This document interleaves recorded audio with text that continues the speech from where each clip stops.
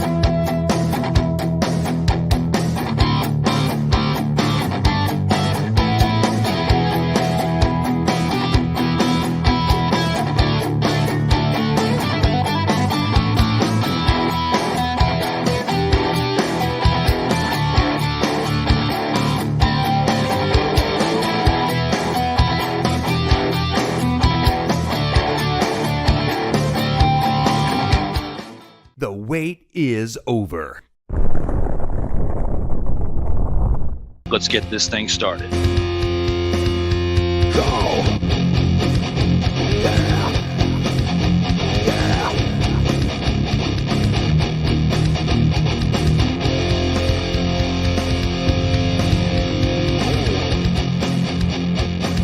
Haha! Shot! Yeah, stop!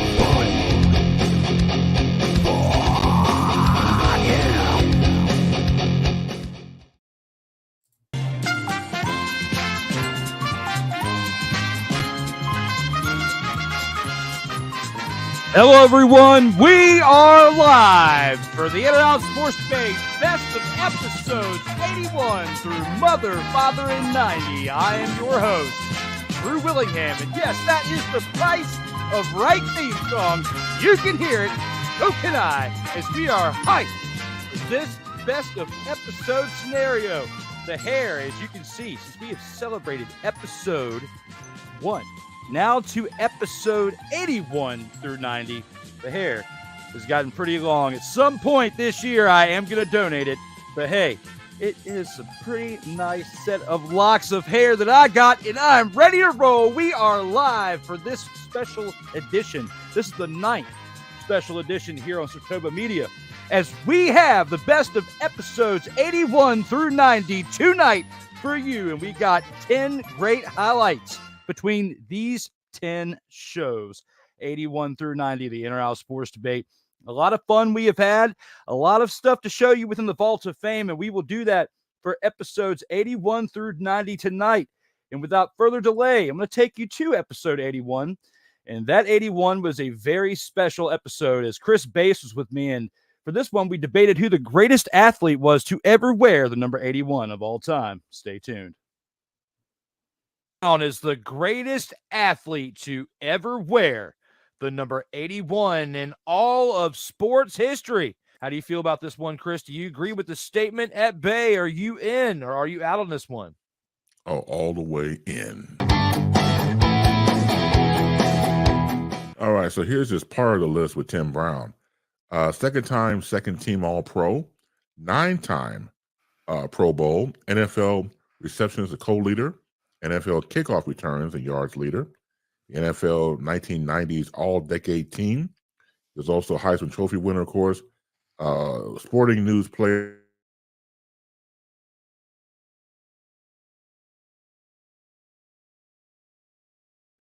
Who had the number 81, of course, Terrell Owens, Randy Moss, Art Monk. But to me, quintessential 81 will always be Tim Brown. And, of course, playing for the team like the Oakland, L.A., down the road street Raiders. That type of mythos can only enhance your personality and who you are as a player and your history and your projective of who you are. And the great things he done on the field, again, is just, as just a casual fan, just watching football, it's like, who's that? That's Tim Brown. And to the fact that you can look at other numbers, but certain people are synonymous with that number. Case in point, unfortunately, we lost Bill Russell, so number 6 has now been retired throughout the whole league in NBA. And I think the same thing with people who wear numbers no matter what sport they are. Go back to Jordan. You see number 23, you think about Michael Jordan. And the same goes with Tim Brown.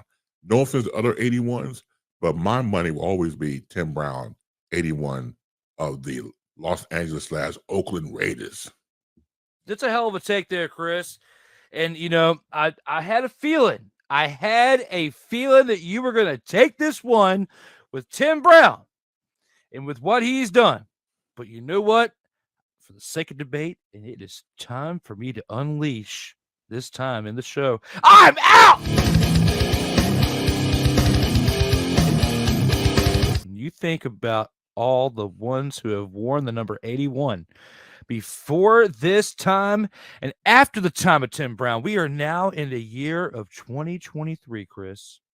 And there is one person, and there's one person that comes to mind when I think about person who has worn the number 81 in a great factor. And some people are going to say this is a homer pick. And I do not mother, father, and care if they actually think this is a homer pick. No, it is not Terrell Owens. It is not T.O.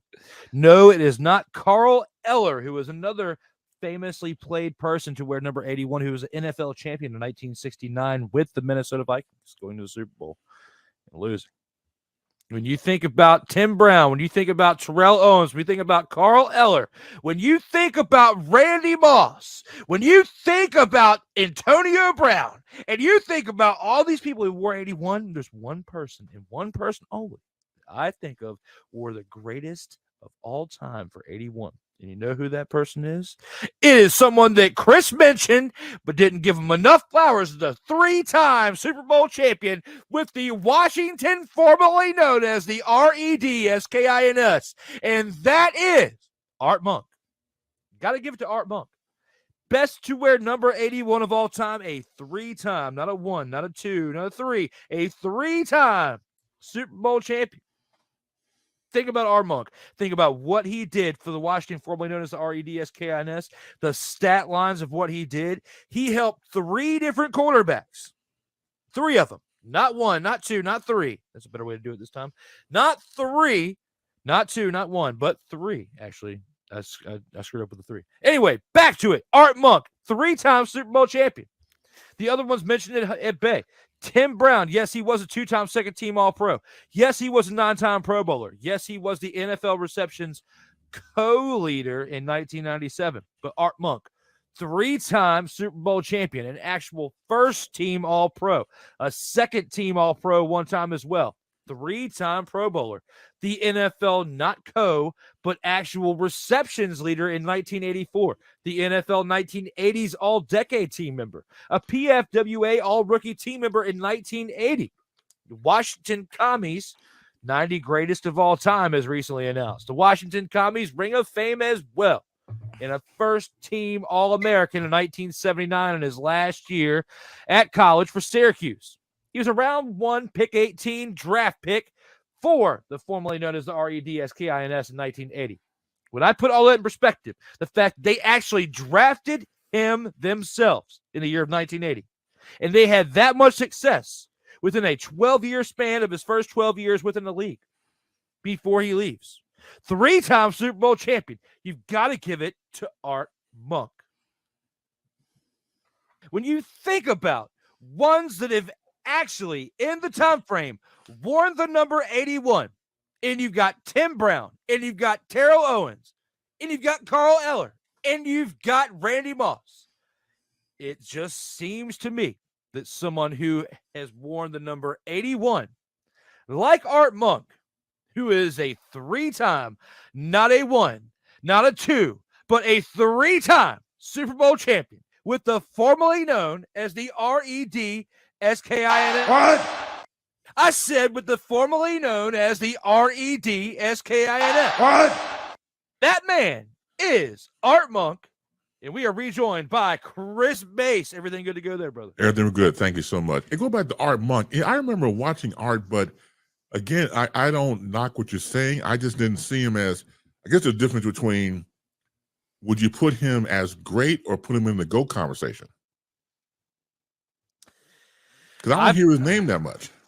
You don't, and it's a shame compared to what he did for that team. Because if you take Art Monk away from that team that we just spoke of, they would not have 3 Super Bowl championships. You would not make those 3 quarterbacks into what they were between having Joe Theismann, who was probably the greatest of those 3 quarterbacks to win the Super Bowl. Then you have Doug Williams, who was also great in the moment. He had his moment of flashes because other than that, he didn't do much outside of that game. And then you have Mark Rippon, who won the 3rd, and Art Monk was a part of all 3 of them. It speaks volumes to the fact of had he not been on that team, they would not have won those Super Bowls. That's why I got to give it to Art Monk as the greatest to ever wear the number 81.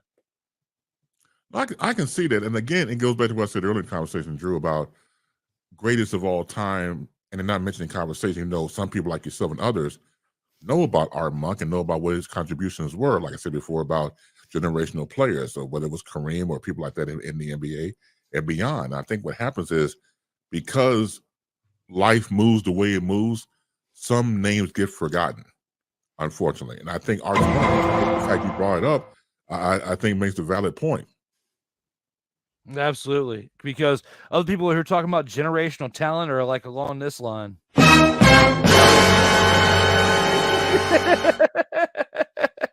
Sorry to take a dump in your Cheerios, bro. Not yours, Chris, but we're talking about those other ones who are not agreeing with what we were saying here. Surtoba Media, where the struggle is real to be awesome.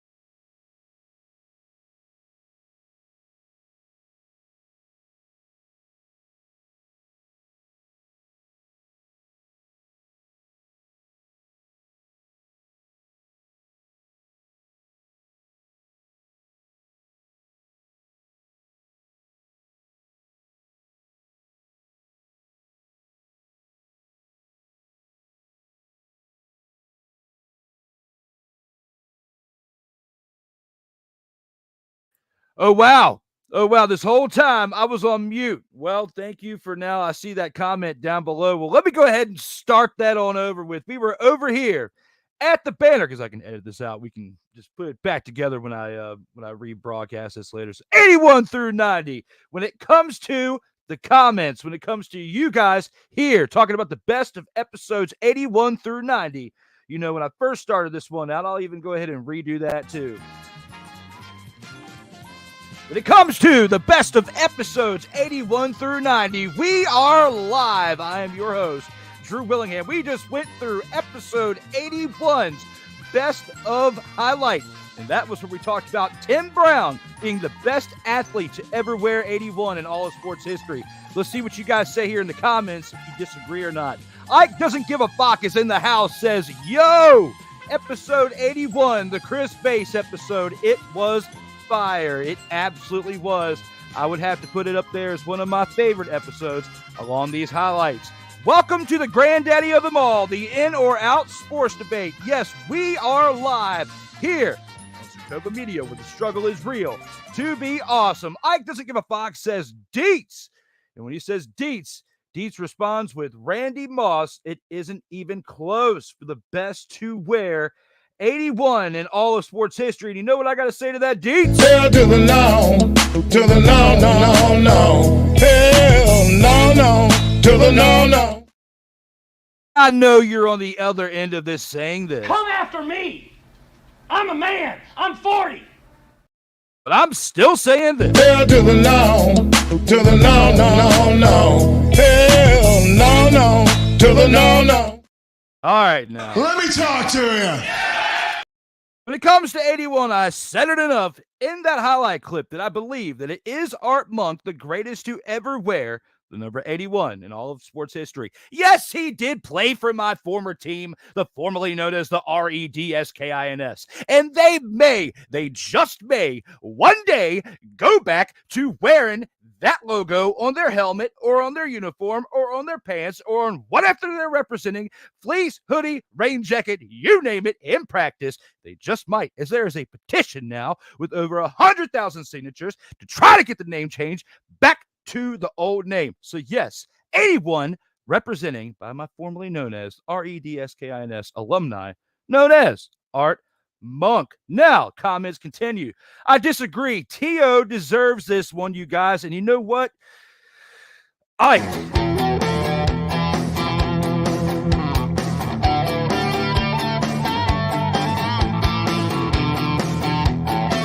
nobody got time for that.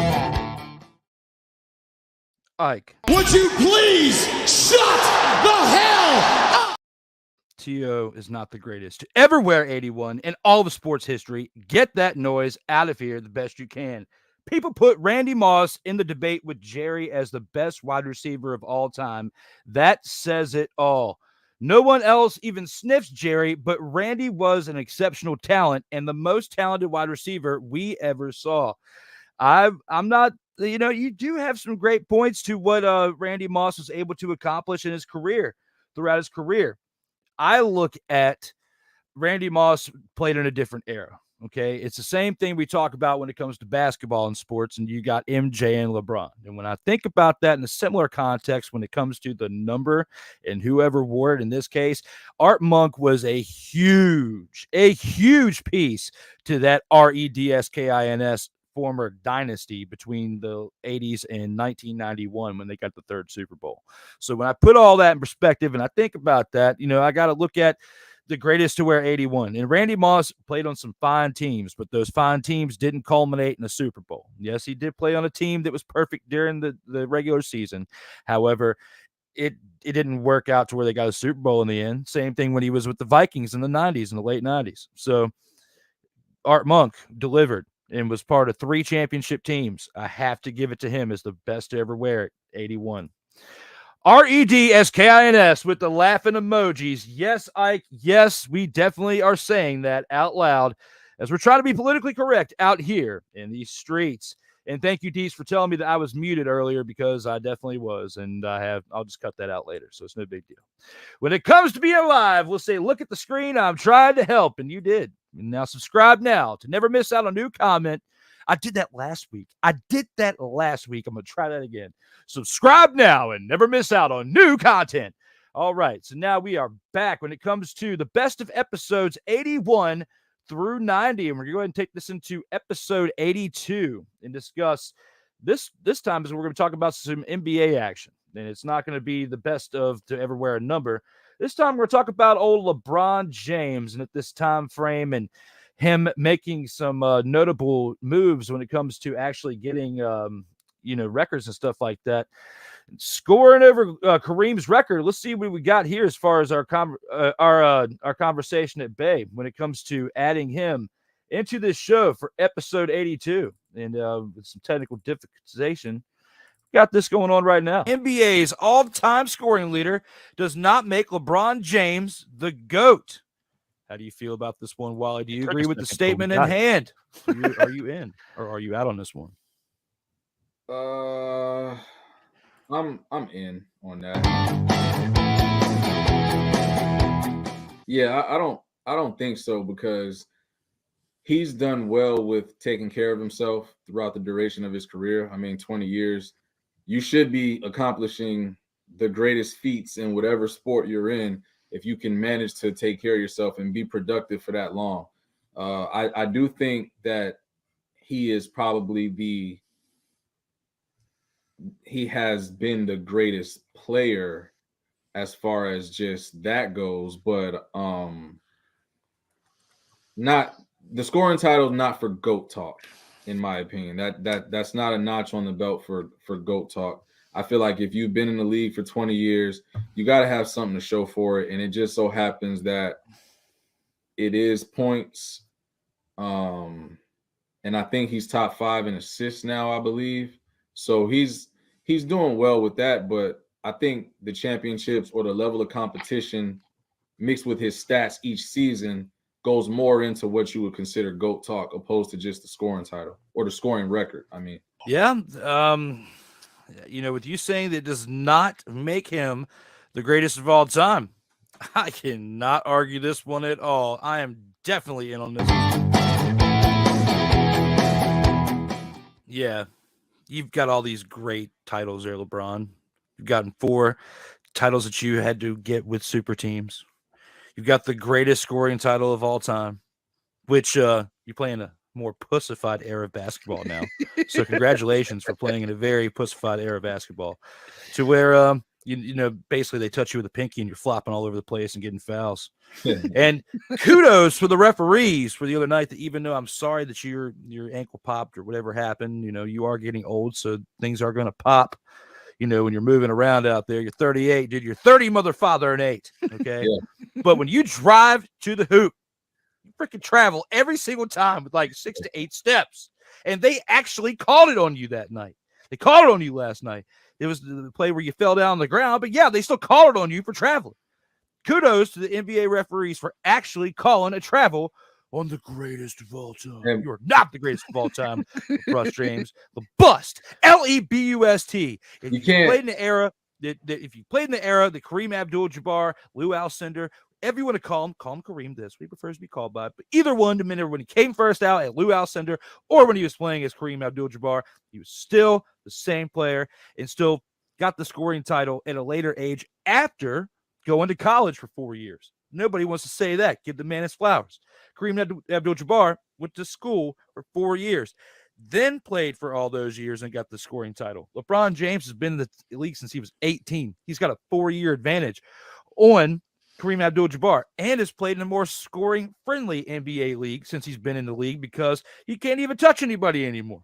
So if he played when he was playing during the Kareem Abdul-Jabbar era, the Showtime Lakers, or during the Chicago Bulls era with Michael Jordan and those 6 titles, he would not be this far along in 20 years and would not have the longevity because they didn't have like all these sleeping chambers for him to sleep in back in that time frame that could be afforded, because in LeBron's era of basketball has been paid forward from what Jordan and Kareem and all them did, are making the money for it in the reparations for what everybody else made back in the day.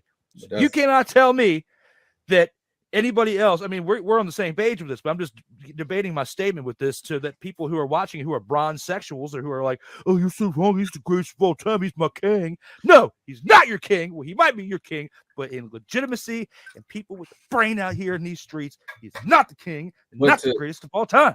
But to still play devil's advocate with it, though, I will say that when you compare him to Jordan, LeBron is much more talented, but Michael Jordan is the most intimidating player because he mentally mastered that part of the game. That's why he was so effective against so many different teams. He struggled with the bad boys. Everybody struggled with the bad boys. Let me say that part. But if you look at the teams that Jordan played in the finals, you got Seattle, you got Utah twice, you got Phoenix with Barkley, and then who am I missing?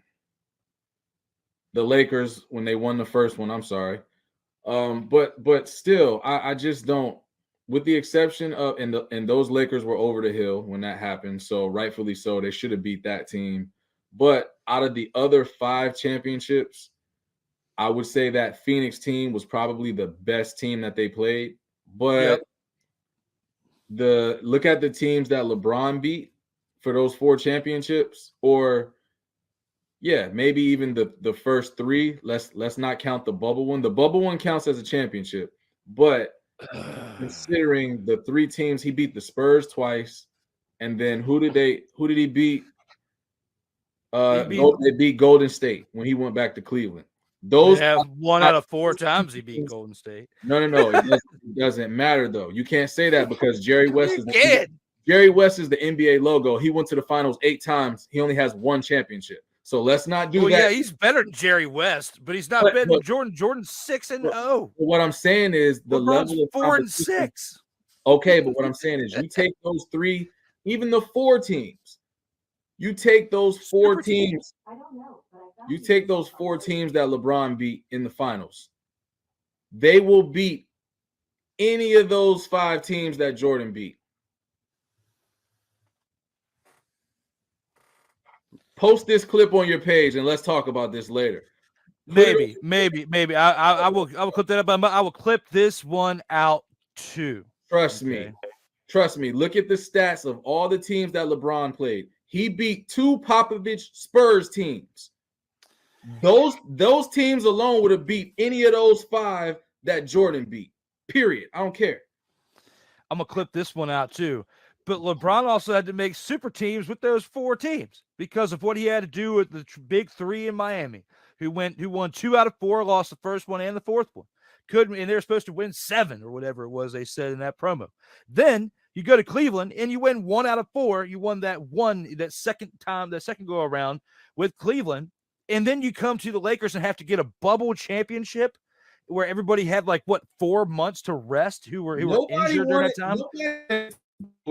That's just like when the NBA had the lockout season when they only had 50 games and the Spurs won. That still counted, right? It wasn't a bubble. It doesn't matter. It was a shortened season for reasons that had nothing to do with basketball. Still got to travel, still got to be free. It's like prison basketball what they had in the bubble. Put it this way. It's like the longest yard. Put it this way. The longest free throw. There's no way you could tell me that anybody that has played against LeBron didn't have some kind of help. Look at that Golden State team. There's 5 Hall of Famers on that team that beat him 3 times. Yeah. No. It's 5 Hall of Famers on that team. Steph, Clay, Draymond, Iguodala. I don't know how he's going to get in, but he's going to get in. And you had KD for 2 of those losses. Are we going to talk about super teams? Because he won it with super teams. Oh, yeah. He definitely gets called out for being on a super team. Absolutely. Everybody's talking about Boston. Absolutely. Since Boston started doing it in the late 2000s, there have been super teams for literally the past 15 years. I'm just saying, and I'm not taking anything away from the Lakers because I'm a Kobe fan. I love Kobe.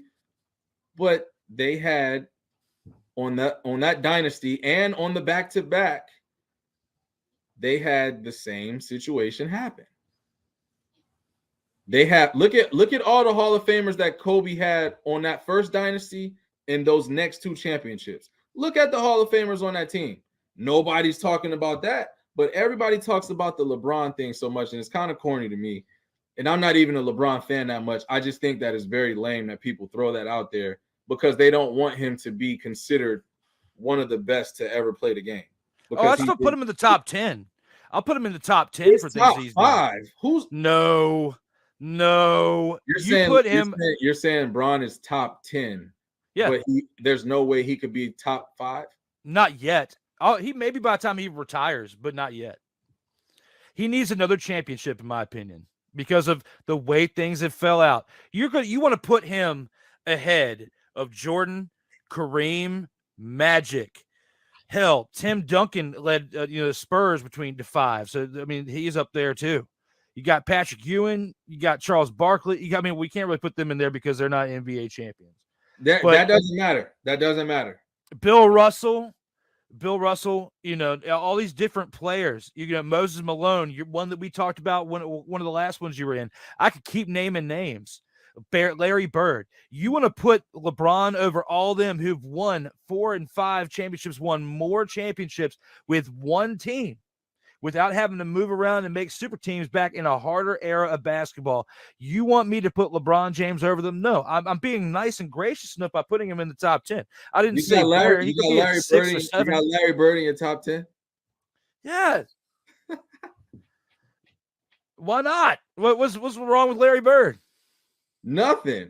there's way too many more people that you could put ahead of him in the top 10. He survived the top 50, the 50 best players. I will give you that. But you don't even have him in the top 20? Larry Bird? No. I mean, yes. I don't smoke or drink, Drew, but no. It doesn't matter if you did. I'm just asking a general question. No. But you should. No. There's no way. There's no way. Even if you break it up by position, he's not even top 5 in his position as a small forward.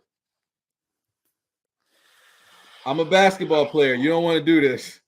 We're gonna have to say this for another day because we were talking about LeBron right now. We get into Larry Bird, and you don't even want to put him in the top 20 or top 25.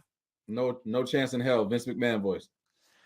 Wow. Wally just came up here pretty much and said, You're fired. Right on cue. Surtoba Media, where the struggle is real to be awesome. So what do you guys think about when it comes to episode 82, LeBron James talk and the discussions that we had within that episode? Let me know here in the comments. We got a bunch of comments to read out right here.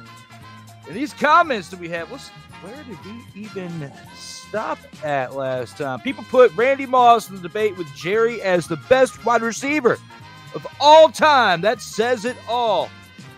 No one else even sniffs Jerry, but Randy was an exceptional talent and the most talented wide receiver we ever saw. Okay, we definitely did go through all those. We did see that. Oh, Ike said LeBron is the GOAT. Ike, you coming up in here talking about LeBron being the GOAT. You're fired.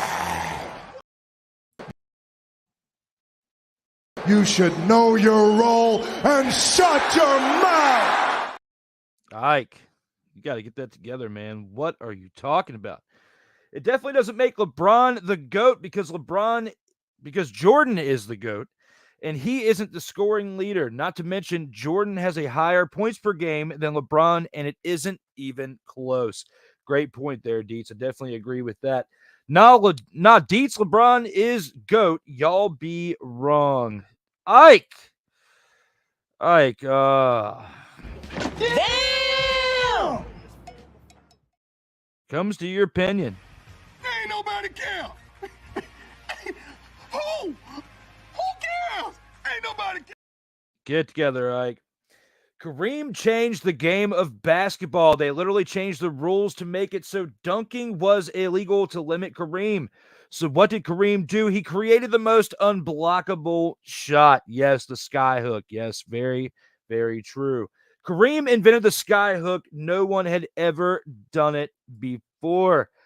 Ike says Wilt did it. Hell to the no, to the no, no, no, no. Hell no, to the no.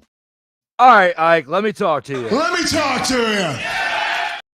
When it comes to this situation, Wilt did not do it. Kareem did invent it. Know your role again and shut your mouth there, Ike.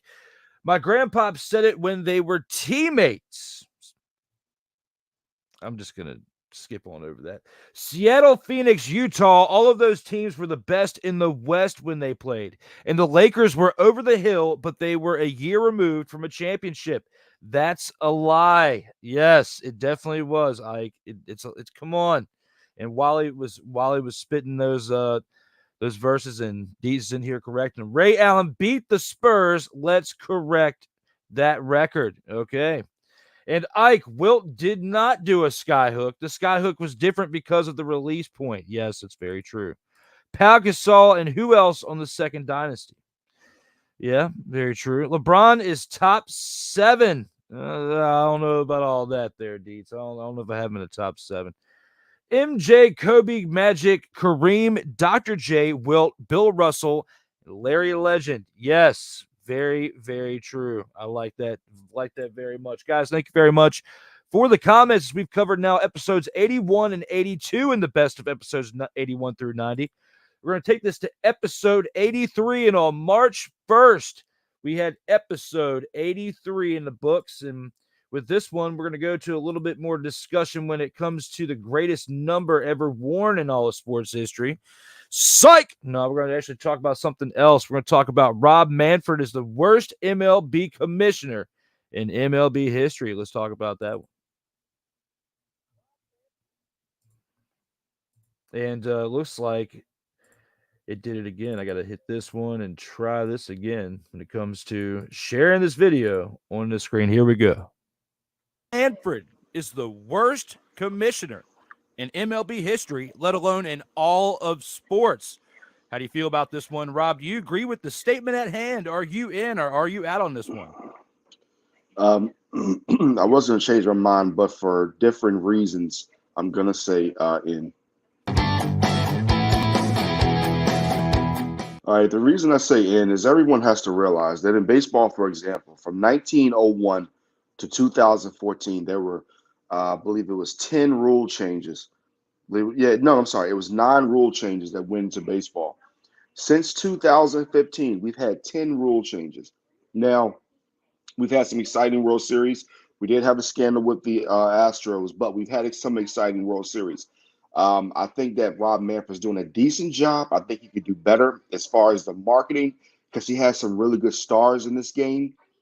I think he could do a better job of getting some of the smaller markets into the game because you're seeing these huge contracts. You're seeing the same teams every single year. But the thing that stuck out to me the most had to be his comments from 2022. When asked about the minor league players and what could be done better, mind you, I believe the minor league players got a little bit of a bump or a little bit of a situation where they got better pay in 2001. I'll read this to you guys really quick. This was Rob Manfred's his statement about the minor league players. Mm-hmm. I kind of reject the premise of the question of the minor league players. They are not paid a living wage, he responded. We've made real strides in the past few years in terms of what minor league players are paid, even putting to one side the signing bonuses that many of them have already received. They receive housing, which obviously is another form of compensation. I just reject the premise of the question. I do not know what else to say about that. And I'll say this. So in 2001, MLB raised salaries for minor leaguers, bumping Class A pay from $200. Mind you, Drew, listen to this: $290 to $500 per week. Double A, $350 to $600. Triple A from $502 to $700 over the roughly a 5-month period.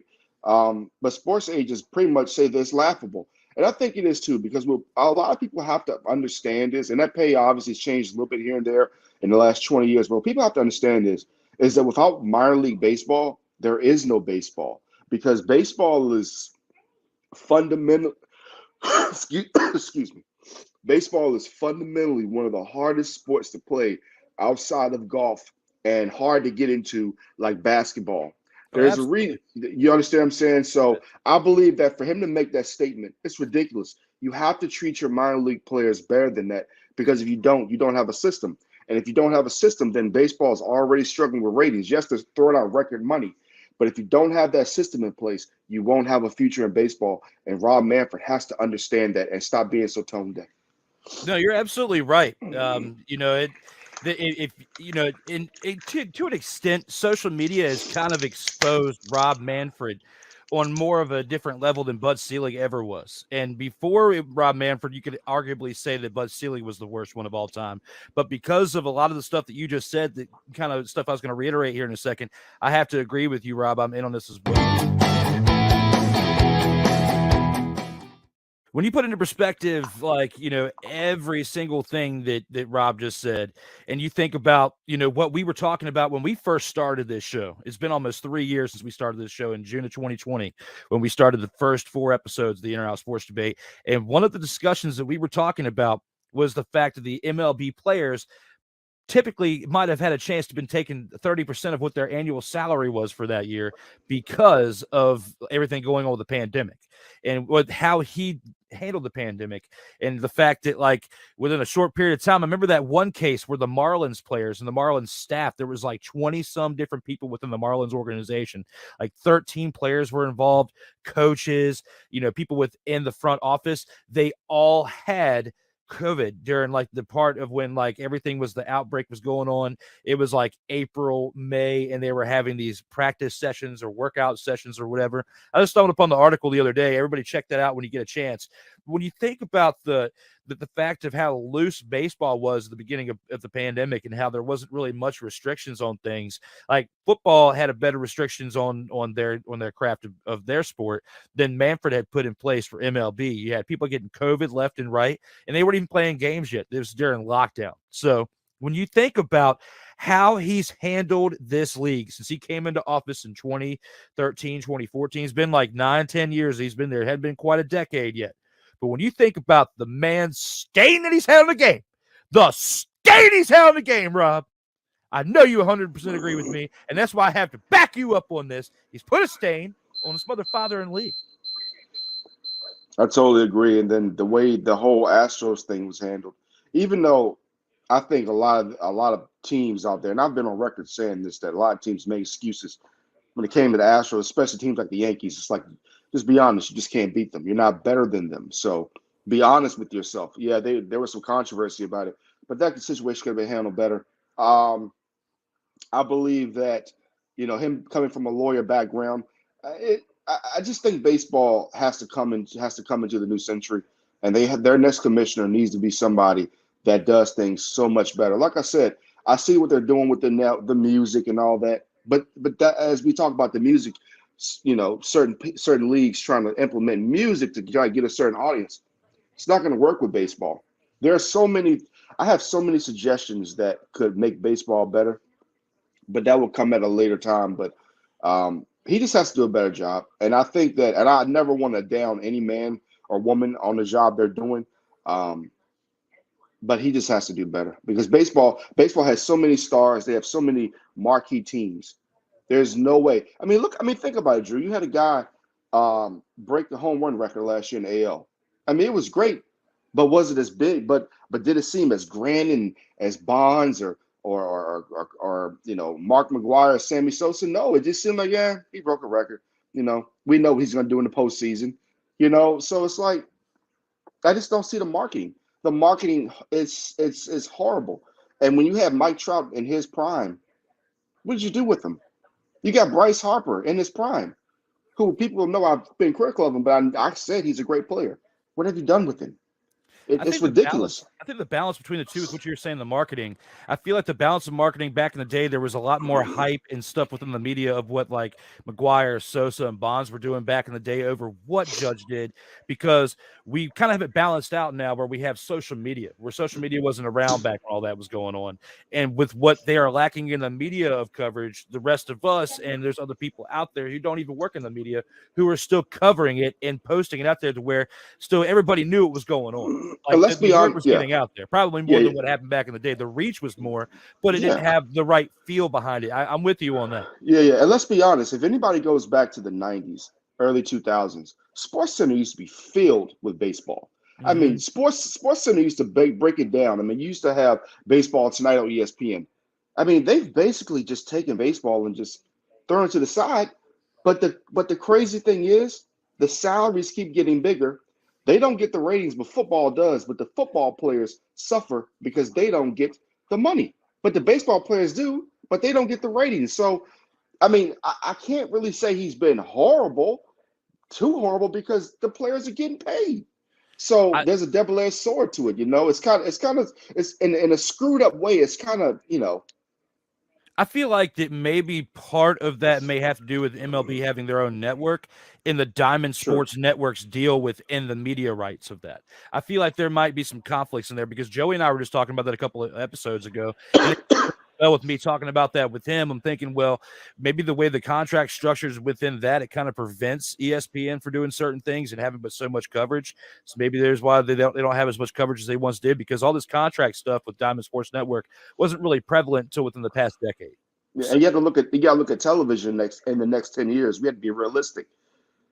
If television isn't the same in 10 years, is any network really going to pick up baseball, or are they just going to have to go through the internet, So just like it will be a football through Amazon, there might come a time, Drew, where all football is on cable or pay-per-view. Hate to say it, but not pay-per-view, but you got to pay for it. ESPN Plus, crap like that. So, It's one of those things. Rob and I both agree with the fact that Rob Manfred is the worst commissioner in MLB history, let alone in all of sports in the current moment, even worse than Roger Goodell and other ones that we could put in the conversation with him. Let us know in the comments, fans, what you think, if you agree or disagree. If you are out and disagree with us, let us know in the comments. Other than that, before we go to the next round, I have a side question with that. If you were to pick an actual athlete, former athlete within baseball that's retired, who would be your best pick if you were to suggest an actual former athlete to take the office of commissioner? Well, that's easy. Ken Griffey Jr. Ken Griffey Jr. is an ambassador. Ken Griffey is an ambassador to the game. He's never been in any type of scandal. He made people want to come and watch baseball. Certain people only play Nintendo baseball games because of Ken Griffey Jr. Yeah. Ken Griffey Jr. would, if that happened, I can guarantee you baseball would live again.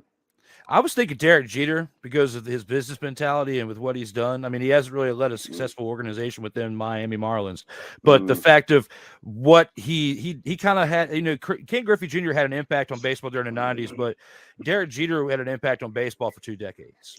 After the Marlins fiasco, I can't give him that yet. Yeah, he did okay with Miami. Don't get me wrong, but Derek but people have to remember, and I know this is going to sound bad. I'm a Derek Jeter fan, but he has some great players around him. He made the flip in Anaheim.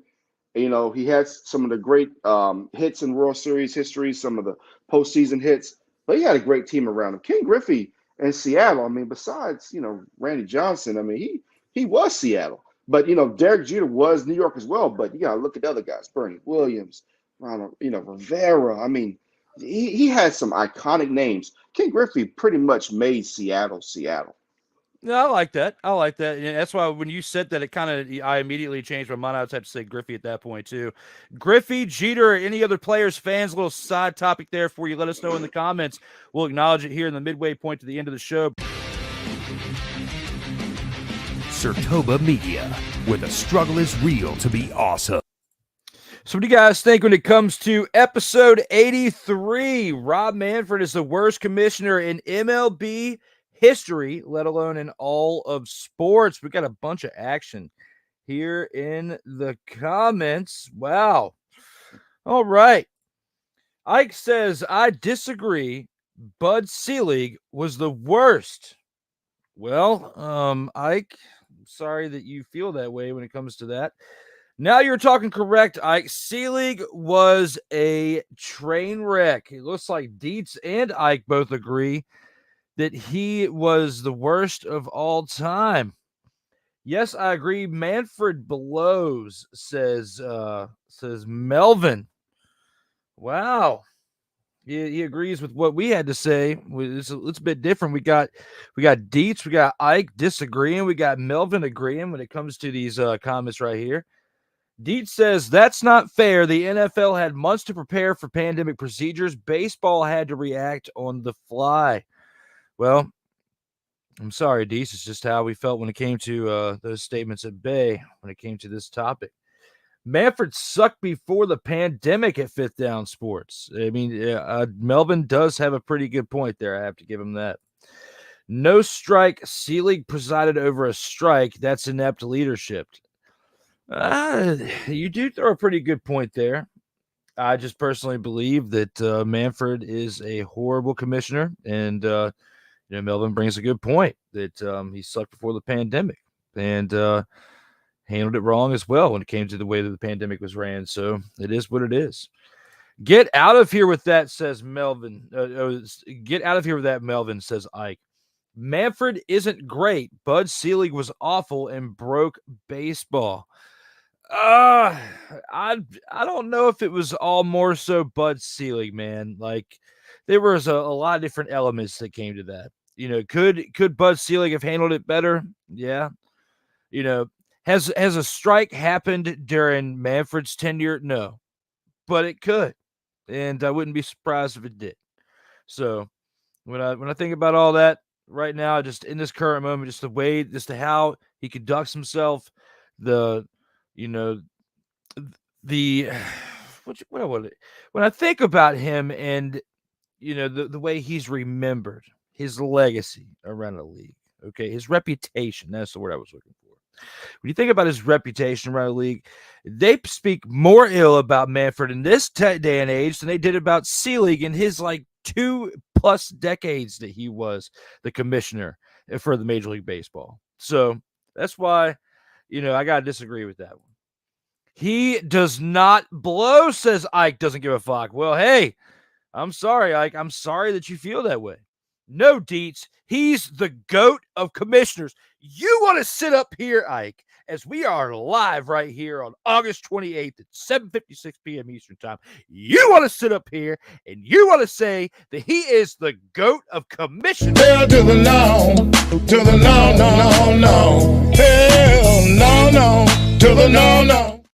You think that Manfred is the GOAT of commissioners? Well, come on now. Let me talk to you.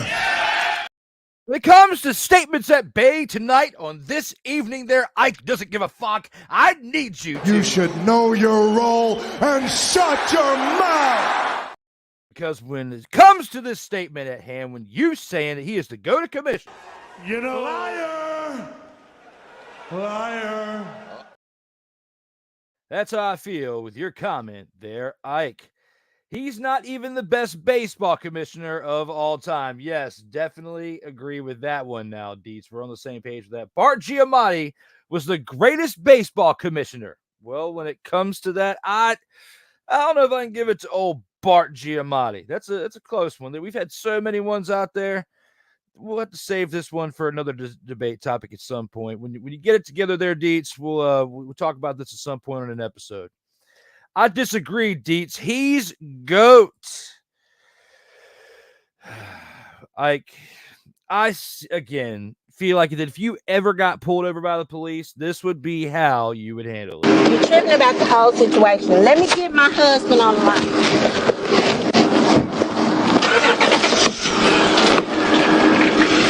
Okay.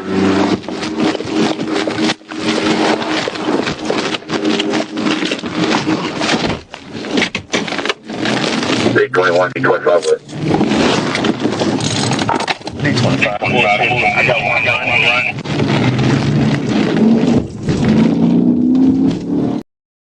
That's how you would handle it, Ike. That is how you would handle it. Paul Tagliabue is the GOAT of commissioners.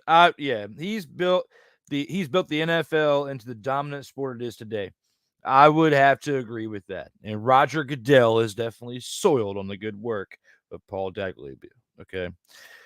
David Stern is on that list also on the NBA side.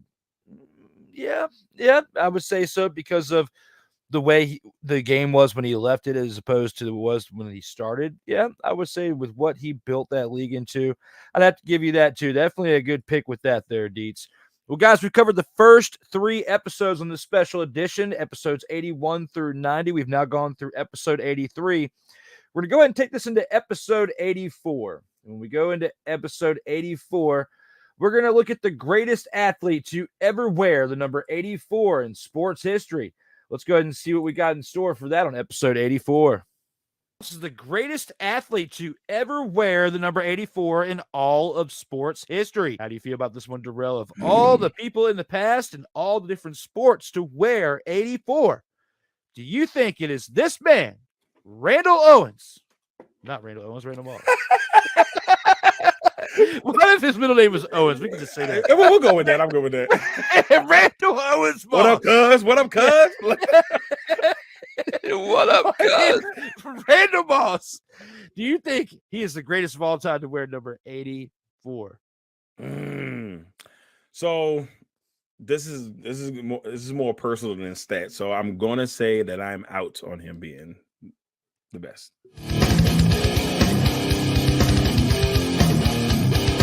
Actually, a tough one. And I would go deep into all the great 84s that have been out there, but this is all personal. When I was 7 years old, the reason that the first sport that I ever got into that I love was football. And if I had to be completely honest with you, the greatest 84 I ever saw was Sterling Sharp. And I know that the career got cut short. Okay. I know what people would say about that. And they're like, wait a minute, he's not the greatest all. He's the greatest all time for me. And so that's the way I had to put it on this one. I just feel like, without him, the passion that I have for sports probably wouldn't have never really happened. But to me, I hate the fact that his career got cut short because he was absolutely amazing. Now, we know Randy Moss statistically way better, Hall of Famer. I won't take that away from him. But for me, the sports fan, in me has to go with number 84, Mr. Sterling Sharp. Greatest all the time in my heart. And I know it's the wrong answer, but that's the only way I can go here. 84, baby. 84. Well, I'm going to agree with you on the fact that I'm out on Randy Moss. Okay, cool. And I'm going to agree with you that the man who was the best to wear 84, his last name was Sharp. But it's his brother, Shannon, with 3 Super Bowls. One of the greatest tight ends to ever play the game. When you think about the best to wear number 84, Randy Moss was still wearing 84. He'd be on the slide because he didn't wear it the entirety of his career. Shannon Sharp did. And the loudmouth retired with more touchdowns, receptions, and receiving yards than any other tight end in NFL history. So when I think about what one Shannon Sharp has done, when I think about how he has sat there and stared down Skip Bayless and has argued in those moments, even after his career, he's been a Hall of Fame tight end on the field and at the desk against the one and only Skip Bayless. Shannon Sharp had a very, very awesome career. A career that spanned for 2 decades. Well, not 2 complete decades, but he played in 2 different decades, in the 90s and in 2000s. As he was a part of great teams within the Denver Broncos with John Elway, which got back-to-back Super Bowls in the late 90s before John Elway retired. And then he got one more with the Baltimore Ravens in 2000, a part of that one team that had a no-name quarterback that barely got over the hump with the defense that they had carrying them the entire way through that championship. Because then Shannon Sharp went back to his home team, Denver Broncos, for his final 2 years in the league in 2002 and 2003 to round it out and to become one of the greatest tight ends of all time. At the time that he retired was the greatest, in my opinion. But we've seen some other great tight ends within that time frame since he retired. But when it comes to 84, if Randy Moss would have wore that number throughout the entirety of his career, okay, but he didn't, because when he went to Oakland, he wore 18. And he went to New England, he wore 81. I'm not going to sit up in here like James Brown did for episode 45 and sat here and looked at all my fans in their eyes and said, because Michael Jordan wore the 45 3 times or however many times it was, he's the greatest to wear 45 of all time. No, he's not, James Brown. That's hilarious. I'm still going to my grave saying it, and we are now at episode 84. We are almost 40 episodes removed from that. This upcoming Sunday will be 40 episodes removed from that time that you came up here with that blasphemy, James Brown. And I'm not letting it happen again. That's so great. Right now, 84, I have to give it to his Sharp. Not the same one Darrell said, but I have to respect the one he said because I do like his take on that. But I give it to the other one, Shannon. I love this. I love that we went with the brother Sharp. I love the fact that we went with the brother Sharp. I'll just add this on with Sterling. Sterling was, if I'm not mistaken, I could be wrong on this, but I know he was one of the first receivers to hit the 100 mark in receptions in his career, and he did it back-to-back. Actually, I think he did it 3 times, but he did it back-to-back. He was the first person to ever do it back-to-back.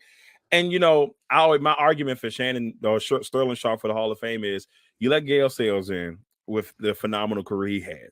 But what Sterling was doing in that 7-year span that he had, I mean, and even in that last year before he got hurt, he was – if he'd have made it one more year and he got the ring, because Green Bay won the Super Bowl the next year after he got hurt, I think he would be a Hall of Famer. What did you? I think 94. Yeah, so he was 2 years away from it. Yeah, and if he had stayed long enough just to get the ring, or if he was there long enough to get the ring, I think he'd be a Hall of Famer. I think that's the only thing that I think that's held him back. If they'd have won a chip in there, I think somehow he would have got in. But but Shannon though, I mean, Shannon was is amazing. And when you go in his Hall of Fame speech, all he talked about was how he wasn't even the best Sharp in his family. Yep. That's the thing that for me, and he definitely, did whatever he could to like pump his brother up to get him a chance to get into the Hall of Fame. I don't think it'll ever happen, unfortunately, but I love your pick of Shannon though. That's a great pick, Drew. Great pick. Thank you. Well, guys, let us know if you feel like one of the Sharp brothers is the best to wear 84, or if you think Randy Moss, or if there's anybody else in your mind that wore 84. Even in NASCAR, people could argue Jimmy Johnson with the number 84 that he drives now. That's true. Even though, what has he done in the number 84? It's like saying Michael Jordan was the greatest to wear 45. Get the father out of here with that. Three races in 84? 3 races down 84. Get out of here with that noise. I don't hope anybody comes up here with that James. noise with him. Surtoba Media, where the struggle is real to be awesome. Well, guys, what do you think when it comes to the greatest to ever wear the number 84 in all of sports history? And it looks like we've got some other comments now. We got Ben Fulp in the house. Trey Lance, MVP 2025. What is going on in the comments? Well, my man Ben Fulp, thank you for joining us here on the show with some shenanigans, is what it looks like. Talking about Trey Lance being the MVP in 2025. Damn, 3 episodes in, we're going to be here all night, says Dietz. Well, that was the plan. It's like a slumber party here on a Monday Eve, talking through episodes 81 through 90. We've just now gone through 84. We're close to being at the midway point at this juncture. Let him get those views. Dietz, yeah, we got a decent chance tonight with a decent long stream to get some traffic coming through on these streams through StreamYard and YouTube, LinkedIn, Facebook, and Twitter as we are streaming through all those platforms at this moment. Fire episode, says Ike. Well, thank you for the prep. For not the prep, but the prop up, the lifting up of me through the fire episodes. Comment on the content. Again, we still got to get to 90, Ike. The greatest episode of them all, says Dietz. Why is 90 the best, says Ike? I don't remember anything special from that episode except Joseph probably was there. Always good with Joseph. Ike is definitely a fan of Joseph on this show. There was another great guest with Joseph, says Dietz. Ike responds with noise. You'll see why I say it's the best, says Dietz. I might be a little biased. Laugh out loud. Maybe just a smidgen. When it comes to you can't pick another wide receiver over Randy unless their name is Rice. We said it with 81. Randy is the most talented we ever saw. Very, very true statement. When it comes to Sterling was great and was unstoppable in Tecmo Super Bowl on Super Nintendo, but too short of a career, unfortunately. Yes. When it comes to one of the greatest to ever play, when Tecmo Super Bowl, I remember having on the original Nintendo, on the NES, if I remember. When it comes to the original one on there, Bo Jackson was the greatest Tecmo Super Bowl player of all of them, of any position.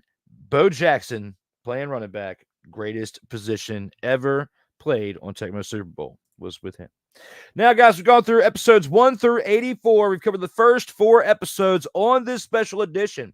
Let's take this to episode 85 on March 12th and discuss the greatest athlete to ever wear the number 85 in all of sports history.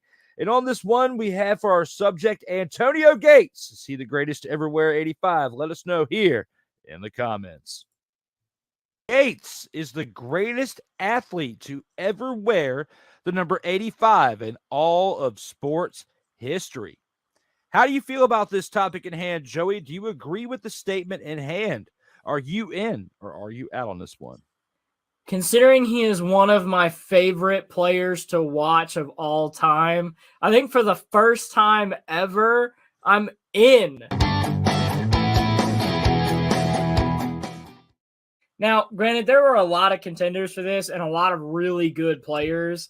And, you know, it was tight statistically. But, I mean, dude, Antonio Gates is just one of the most dynamic players to ever step foot on a football field. He created so many opportunities for the Chargers and for Phillip Rivers, considering he was the quarterback mostly when Antonio Gates was playing.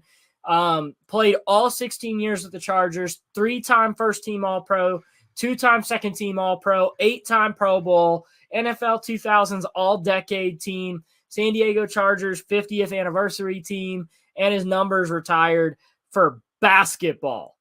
Basketball, Drew, when it comes to the Kent State Golden Flashes. I mean, he is such a dynamic player and was such a great athlete. He created a lot of really good plays blocking, was one of the greatest pass-catching tight ends in the NFL. Genuinely one of the, most entertaining players to watch ever out of the NFL. And I genuinely loved watching him play. So I absolutely agree. I'm so in. I definitely think he was the greatest athlete to ever wear the number 85.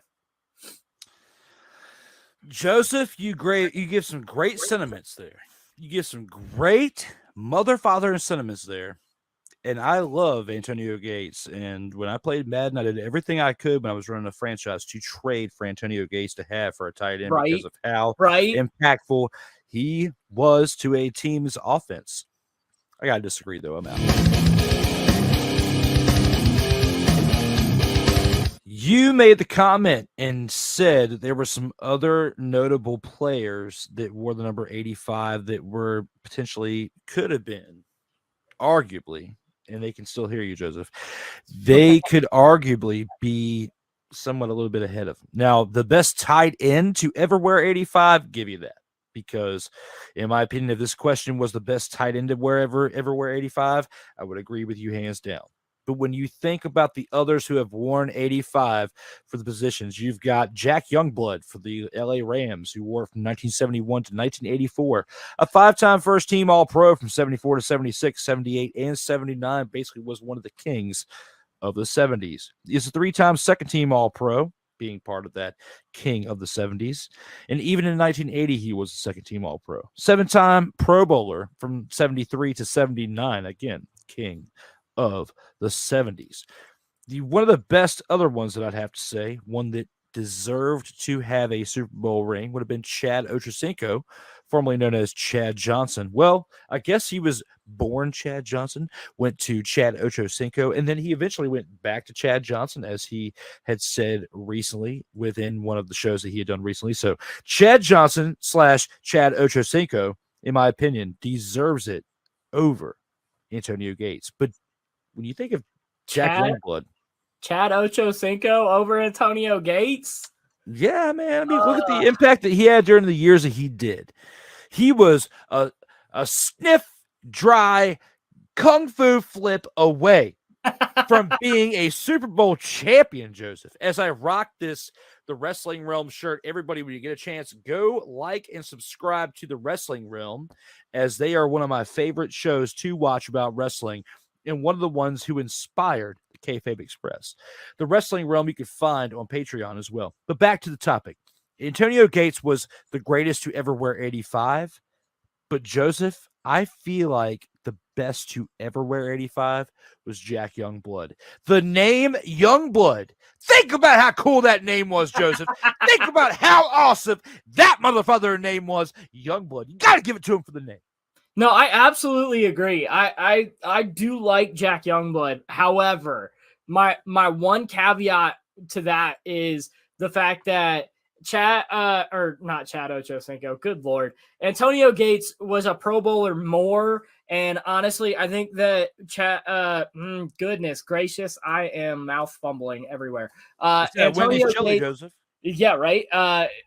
Antonio Gates genuinely made that team so much better just by his presence being there. I think Jack Youngblood, also did that, but it's different when you're such a dynamic offensive player that Antonio Gates was. I genuinely think that just he slightly edges him out. I mean, because if I weren't to pick Antonio Gates, I would have picked Jack Youngblood. fans, let us know in the comments. Do you think it's Antonio Motherfather and Gates, the best to wear number 85? Do you think it's Jack Motherfather and Youngblood? Or do you think it is Chad Motherfather and Ocho Cinco? Or his other name, Chad Motherfather and Johnson, whichever one. Johnson, Ocho Cinco, let us know. When you have the last name as Ocho Cinco 485, you got to give it to the man over Antonio Gates. Guys, let us know in the comments. Sertoba Media, where the struggle is real to be awesome. What do you guys think when it comes to the greatest to ever wear number 85 in all of sports history? It looks like Dietz was the main one who commented on this one and says, there's only one guy to ever change his name to the number, Ocho Cinco. Chad Johnson was a phenomenon and was a great player in his day. Yeah, it was definitely a great one, and that's why I had to give it to him. The greatest to ever wear 85. Guys, keep those comments coming, and we'll acknowledge them throughout the show. We're going to take this to episode 86 now. When we talk about the re-signing of James Bradberry paying major dividends to the Philadelphia Eagles this season. Let's see if we agreed with this statement or not for episode 86. Signing of James Bradberry will pay major dividends for the Philadelphia Eagles. How do you feel about this one, Cool? Do you agree with the statement on hand? Are you in or are you out on this one? I am 3,000% in on this one. Lay it on him, my man. Lay it on him. So you now have James Bradberry, who a little bit younger than Slay, played really well within the system last year, loved on the team, one of the leaders on the team, especially for the secondary, now back, for a multiple-year deal. Signed, sealed, and delivered. He's going to be there. And a major talking point about this is he took less money to stay in Philadelphia. And I'm not attempting to sit here and act like he took $10 million yet less, but he took less dollars than he could have gotten somewhere else. He said he wanted to be back in Philly. He didn't release anything beforehand. He let everything play out. Then once he was re-signed, he came out and said what he said. So I love the signing. I love the morale boost, and I love the fact that we also have Darius Slay back. So we have one of the, I believe the best, but I'll say one of the best cornerback duos in the league together for at least another 2 years. So that's an exciting thing, for a fan of the team or a fan of football in general, just to see what wide receivers, what coordinators are going to be able to figure out a game plan to be able to stop or try to mitigate these two guys because they're back, baby. Okay. Well, man, I respect your opinion. I have to say, for the first time on this mother-fathering show, I disagree. I am out! You bring some great points to the table, Cool McCain. Like I said, I respectfully disagree with what you're saying because at some point, we've got to disagree on something, right? And in this case right here, I have to disagree. Looking at James Motherfather and Bradberry, 29 years old, is going to be 30 this year.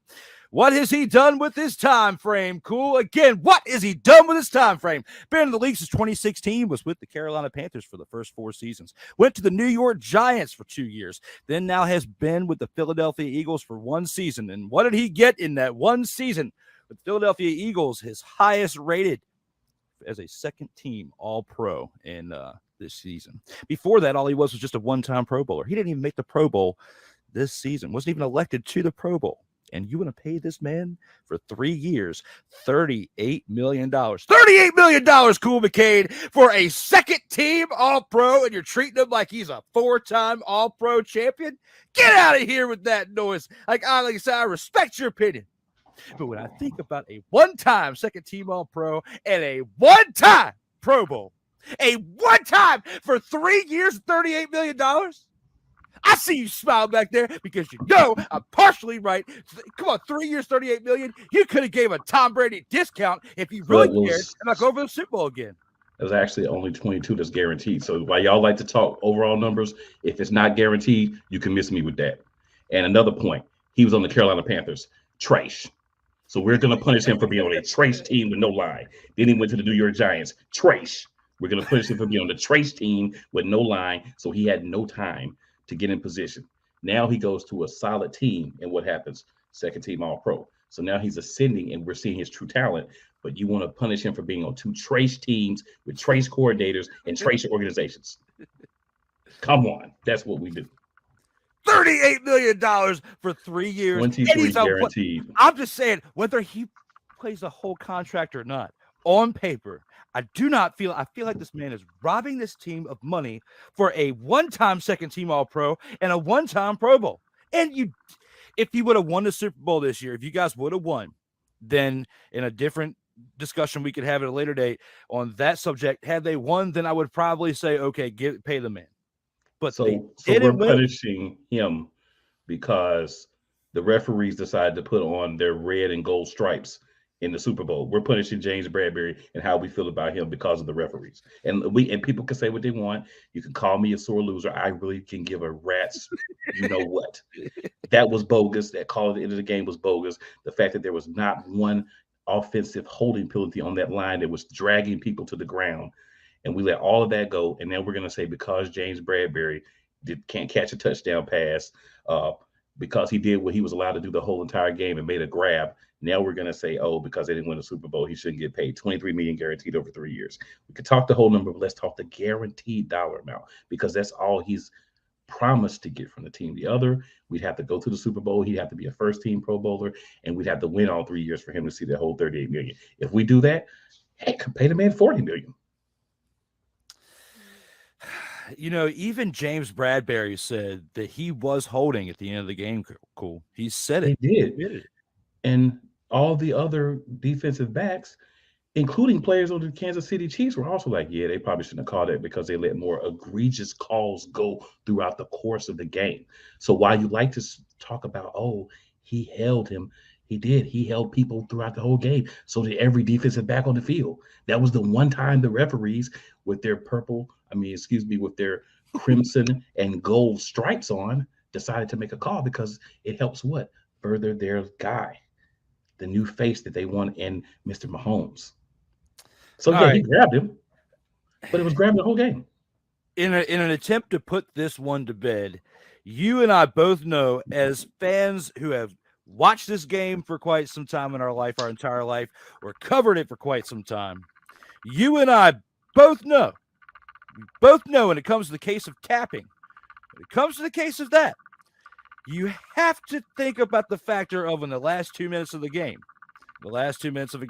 They're going to call anything. See, when it doesn't matter what happened in the entirety of 3 quarters and the majority of the last one, no matter the last 2 minutes or not, you have to be on your P's and Q's because if not, you're going to be getting called for penalties out here in these streets. If you're down the Kansas City Chiefs, because they were holding the last 2 minutes. They didn't call that.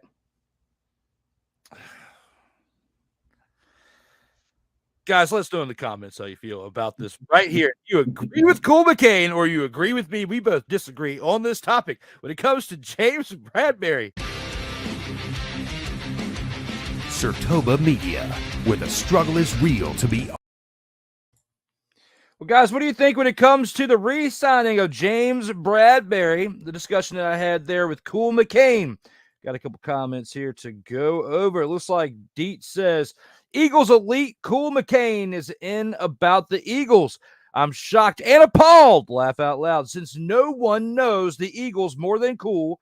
I can't disagree with his analysis of the Eagles. Definitely a good take on that there, Deets. Eagles are trash. So are Cowgirls and Team No Name. Go Giants, says Ike. Hell to the no, to the no, no, no, no. Hell no, to the no, no. What kind of gibberish are you speaking, Ike? English, motherfucker, do you speak it? We're sitting over here handling the truth and what's going on in the real world. I don't know if you can. You can't handle the truth. When it comes to your opinion on this matter with teams within the NFC East. Ain't nobody care. Who cares? Ain't nobody care. Acknowledge me. Absolutely, Ike. What are you talking about here in the comments? Wow. In my best John Malkovich voice, pay this man his money. Rounders, the best poker movie of all time. Good take on that there again, Deets. We definitely have covered now episodes 81 through 86. 4 more episodes to go here in this special edition of covering the highlights of episodes 81 through 90. Let's go ahead and see what we got here for episode 87. With this, we go back to the By the Numbers segment. And for this, we discuss whether Dwight Clark is the greatest athlete to ever wear the number 87 of all time or not. Let us know what you think here in the comments as we review this highlight clip. Clark is the greatest athlete to ever wear the number 87 in all of sports history. How do you feel about this topic in hand, my man? Do you agree with this one? Are you in or are you out on this one? Drew, you ready for a hot take? I don't know that you're ready. I don't know that you're prepared. Do it before I die. I am out. Now, the player that I went with is actually still playing, but has so many accolades, it was hard not to give it to him. Because I literally, in my notes, I literally have his accolades in comparison to Clark's accolades, and he has more. I am going with the legendary Sidney Crosby. Okay. and Do tell.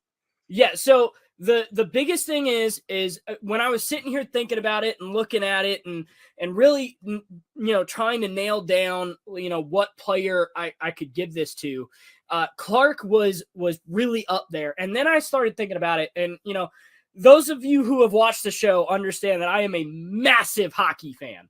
Okay.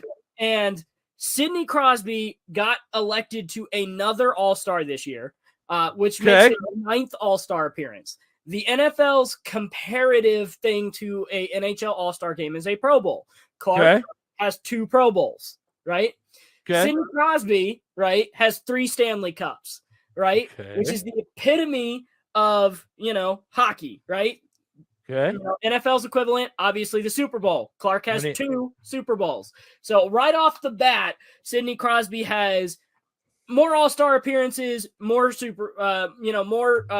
Super Bowls, more, of the top of the key. But not only that, but individual awards, Sidney Crosby has Clark beat by like 4 or 5, because he has the Mark Messier NHL Leadership Award in 2009, 2010, the Art Ross Trophy in 2006, 2007, 2013, 2014, the Maurice Rocket Richard Trophy in 2009, 2010, 2016, 2017, Ted Lindsay Award in 06, 07, 12, 13, and 14, and then the Hart Trophy in 6, 7, 13, and 14, and the Conn Smythe Trophy in 15, 16, and 17. Preach it, Joseph.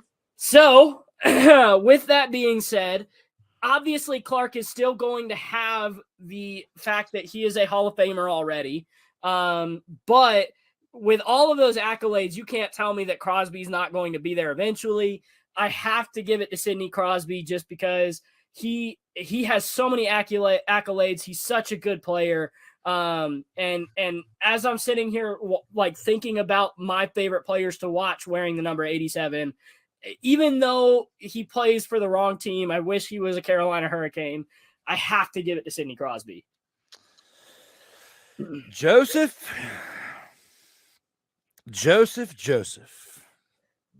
We are at a crossroads again to where we disagree. Now, I agree with you on this mother-fathering topic that Dwight Clark is not the greatest athlete to ever wear the number 87 in all of sports history. I mother-fathering agree with you with that, okay?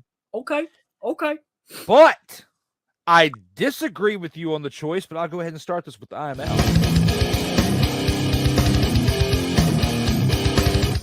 Joseph, don't try to copy me. Do not try to copy me with my OKs. Just like you copied me with my the real self on Instagram like you did. Damn it, Joseph. Okay. Now, back to the topic. Dwight Clark is the greatest athlete to ever wear the number 87 in all sports history. No, he is not. I disagree with that. Now, Joey brings a great argument to the table with Sidney Crosby. He really mother-fathering does.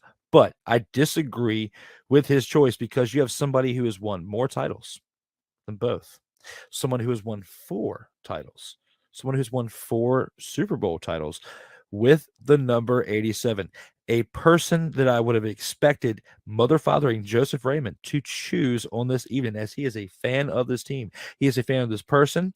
He might not be the fan of the fact that he is an advocate for the 420, because he is an advocate for the 420. But he is a tight end who plays football, who just recently retired again. He's been away from the game for a year. And that is Rob Gronkowski.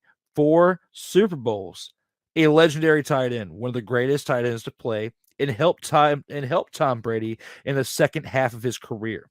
Had it not been for Rob Gronkowski, would we see 7 Super Bowls for Thomas Edward Patrick Brady II? No, we would not. I do not believe so. Rob Gronkowski was the security blanket for the 4 Super Bowls that Tom Brady won in the second half of his career. Because remember, he won the first 3 Super Bowls in the beginning half of his career without Gronk, and he won those on the leg of Adam Vinatieri. When Adam Vinatieri went to Indianapolis Colts, he won one with Peyton Manning, but Tom Brady didn't win another one until Rob Gronkowski came along. Okay. Once Aaron Hernandez was gone and you had the team away from all that drama, that's when the team started winning. And they did it with Rob Gronkowski, and they did it with Tom Brady. Rob Gronkowski wore 87 very well. Wore it a lot better than Dwight Clark is. Dwight Clark has, done very well with the man, the myth, and the legend, Joe Montana, but he was only there for 2 of Joe Montana's 4 Super Bowls. He did a great job. He did a great job overall with those 2 Super Bowls for Joe Montana, but nothing in comparison to what Sidney Crosby did for the Pittsburgh Penguins, as Joey alluded to. And he did not do as great of a job as Rob Gronkowski did for the second half of Tom Brady's career. That's why I disagree with the statement. That's why I disagree with Joseph. And that's why I picked Gronk for the best to ever wear 87. No, you're 100% right. And I literally thought about wearing my Rob Gronkowski jersey on this pod tonight. I do love Rob Gronkowski. You didn't think I was going to go there, did you? I really didn't, because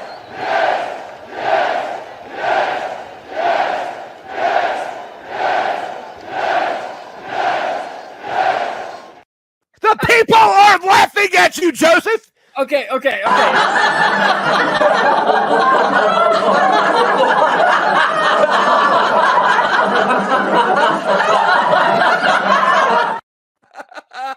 Jesus. Okay, so the reason I did not go with Rob Gronkowski is, I was like, if I go with Rob Gronkowski, Drew's gonna call me a homer. First, second of all, I was like, I can't go with Rob Gronkowski strictly because of the fact that the longevity of his career in comparison to Crosby's, and he did play a while, and he did get 4 Super Bowls, and yada yada yada, all that fun stuff. But I was like, when it came down to it, I was like, I'm gonna go with Crosby because of the longevity and because of the individual accolades that Sidney Crosby carries. Yeah, Joseph, you bring some great points with Sidney Crosby, but people in America, they love their football.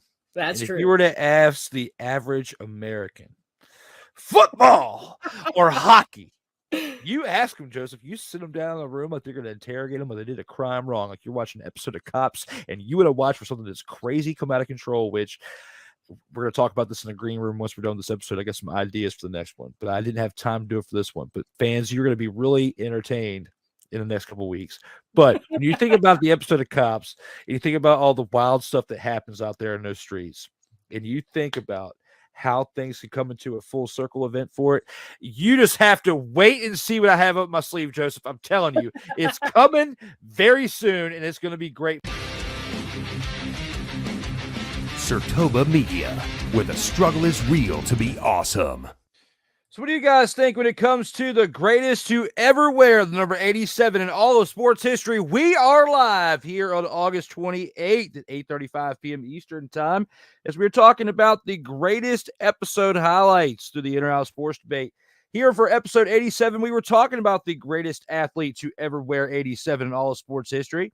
And we've got some comments here from the fan, Sidney Crosby, in a really weird spelling form by Ike doesn't give a fuck. Sidney Crosby is trash and doesn't deserve to be in this conversation. Joseph. What? He doesn't deserve to be in this conversation. What? Joseph would be appalled if he was watching this right now. What? Joseph should be watching this right now. What? As a teammate. What? He is not watching it right now. What? So he wouldn't be able to argue with you, Ike, that you are completely wrong with your take. What? And you should feel like a dummy right now with spelling Sidney Crosby the way you just did. Yeah. Yeah. Whew. All right, let's move on to the next comment. Gronk, and it's not even close. Yep, so I guess you heard what I had to say about my take for greatest to wear 87. There's not even a way to debate this topic without bringing up Rob Gronkowski. When it comes to that, I definitely agree.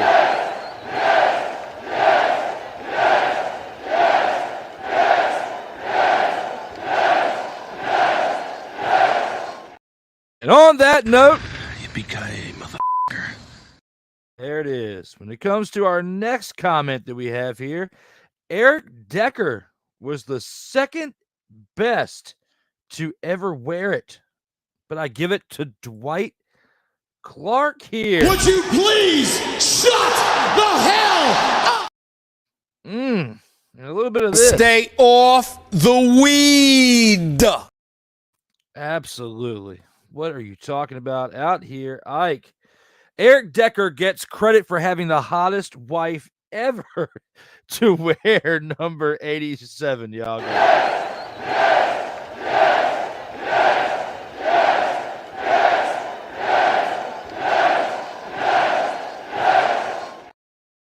Acknowledge me. All right, now we've gone through episodes 81 through 87 here on this special edition. We got 3 more to go, and with that being said, we're going to take this to episode 88, discuss more of the By the Numbers segment. And with this, the best to ever wear 88 we have here for Marvin Harrison. See what we got to say as far as our debate topic discussion for this. And let us know here in the comments how you feel about the greatest to ever wear number 88 when it comes to this episode, number 88 of the In or Out Sports Debate.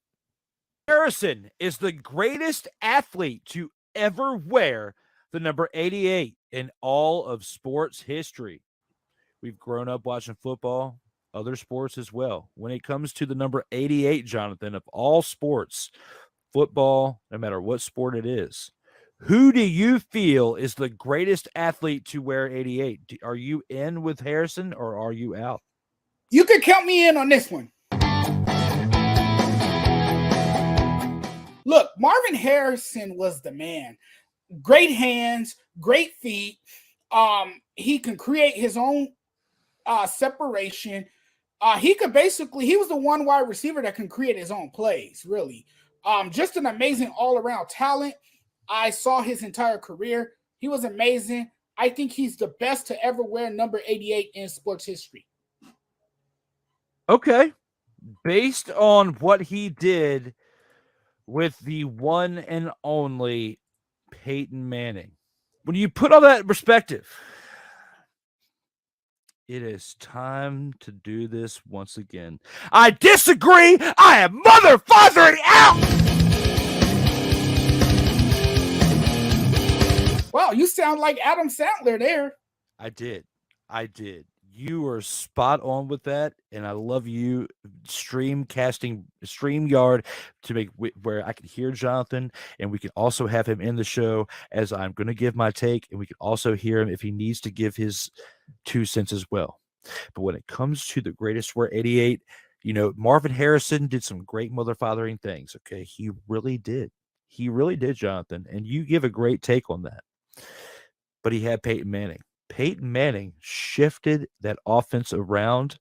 He was like Madden, the game itself on the field in live action while they were playing NFL games. He had the tool to every single play and every single audible in his mind, telling the team. They just needed to know what the father he was talking about, and he actually did it. Now, what will happen on the field between what Marvin Harrison did as a Super Bowl champion back in the mid-2000s? He was a 3-time first-team All-Pro between 1999, 2002, and 2006, thanks to the one and only Peyton Manning. But when you put all that in perspective and you think about who was the greatest to ever wear the number 88, I have to go with the legendary Alan Page. The man who played for the Minnesota Vikings from 1967 to 1978. The man who played for the Chicago Bears from 1978 to 1981. He was an NFL champion in 1969 for the Minnesota Vikings. He was the MVP. Was Marvin Harrison an MVP? No, he was not. He was the MVP in the year 1971. He was a 2-time NFL Defensive Player of the Year in 1971 and 1973. He was a 6-time, not 1, not 2, not 3, not 4, not 5, but 6 first-time All-Pro in the first team All-Pro between 1969 and 1971. In 1973 to 1975 as well, that 6-time first team All-Pro. He was a 3-time team All-Pro. When in the second team, he was a 3-time second team All-Pro. In 1968, in 1972, in 1976. Sorry I got hyped, but I had to because this one has to top Marvin Harrison. When you have to look at everything that I just said about that guy, we haven't even gotten to the best part. Marvin Harrison was an 8-time Pro Bowler. When you look at Alan Page, sports judge. How many times was he a Pro Bowler? From 1968 to 76, he was a 9-time Pro Bowler. Marvin Harrison didn't have 9 Pro Bowls, but you know who did? Alan Page, as I continue on with this guy. He was also a part of the NFL 100th anniversary all-time team. He was a part of the NFL 1970s all-decade team. He was a part of the 50 greatest Vikings of all mother-fathering time. He was a part of the Minnesota Vikings 25th anniversary team. He was a part of the Minnesota Vikings 40th anniversary team. He was a part of the Minnesota Vikings ring of mother-fathering honor. Then we haven't got to the best part yet. His number 88 was retired by the Minnesota Vikings. And if you want to go based on all-around stats, let's go to collegiate. Arms up collegiate time, as he was a 2-time national champion in 1964 and 1966. And he was also a consensus All-American in 1966. Look at all the time I've argued about this one character. And you want to come at me about Marvin Harrison? I love Marvin Harrison as well, but look at all the stats I just threw at you. You have to give it to Alan Page for the best to wear 88. You brought up the argument that he had Peyton Manning. Who helped Peyton Manning get those stats? Who helped Peyton Manning get those stats? If you look at Marvin Harrison's stat sheet, it's off the charts. Come on now. What? Come on. What? Come on. What? Come on. What? Absolutely. I mean, my skills and your skills right there were great. But when you put it all into perspective right there, for the best to wear 88, guys, let us know in the comments how you feel about that.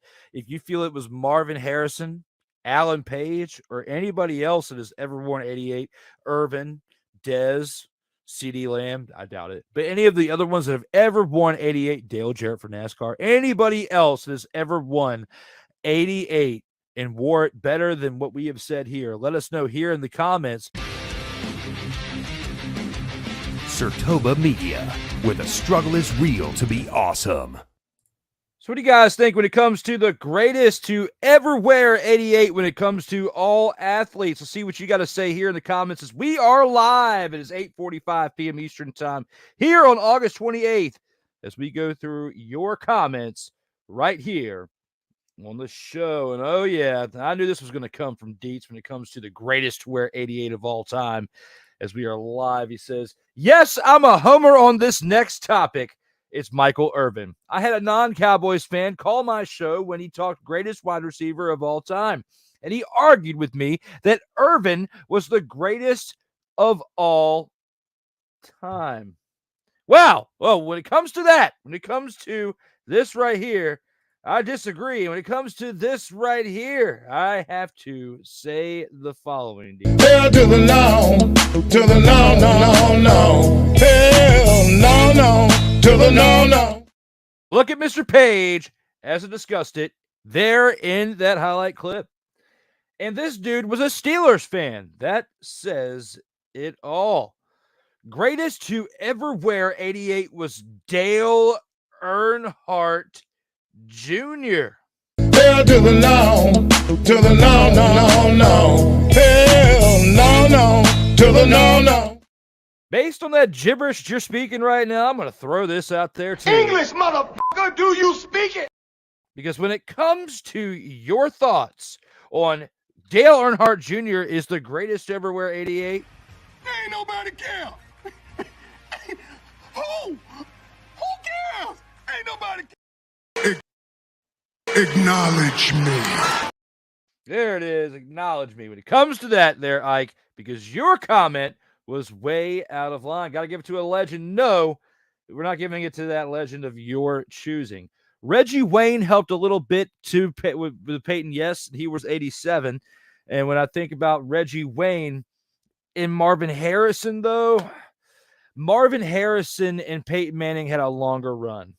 And Reggie Wayne didn't really do much without Peyton Manning. He even tried to pick up on his glory when he went to New England. Do you remember that there, Mr. Patriots fan there, Dietz, when Reggie Wayne went to New England? What did he do with the Patriots? Absolutely nothing. He needed Peyton Manning. So Peyton Manning made Marvin Harrison just as much as Marvin Harrison. Well, Peyton Manning made Marvin Harrison just as much as he made Reggie Wayne. Guys, keep these comments coming. I appreciate the participation throughout this show as we've gone through episodes 81 through 88. We're going to take this into episode 89 now. Dietz, we're getting close to 90. Getting close to 90 for you. As we'll take this to episode 90 on April 7th. We talked about the Washington Commanders head coach Ron Rivera is on the hot seat with the addition of Eric Bieniemy this offseason. Now with the NFL season right around the corner, literally, as we are literally days away now from the start of the season, we're going to take a look at this with the number 89 clip and let us know here in the comments how you feel when it comes to this situation right here. Washington Commanders head coach Ron Rivera is on the hot seat with the addition of Eric Bieniemy this offseason. How do you feel about this statement at hand? Do you agree with the statement? Are you in or are you out on this one? Call me swimwear because I'm in there. Listen, over and above the fact that he was in big trouble probably anyway by having the issue at hand being, well, in his words, one word, quarterback, then replacing Carson Wentz with Taylor Heineke, you know, maybe not my favorite Bear, but one of my favorite quarterbacks,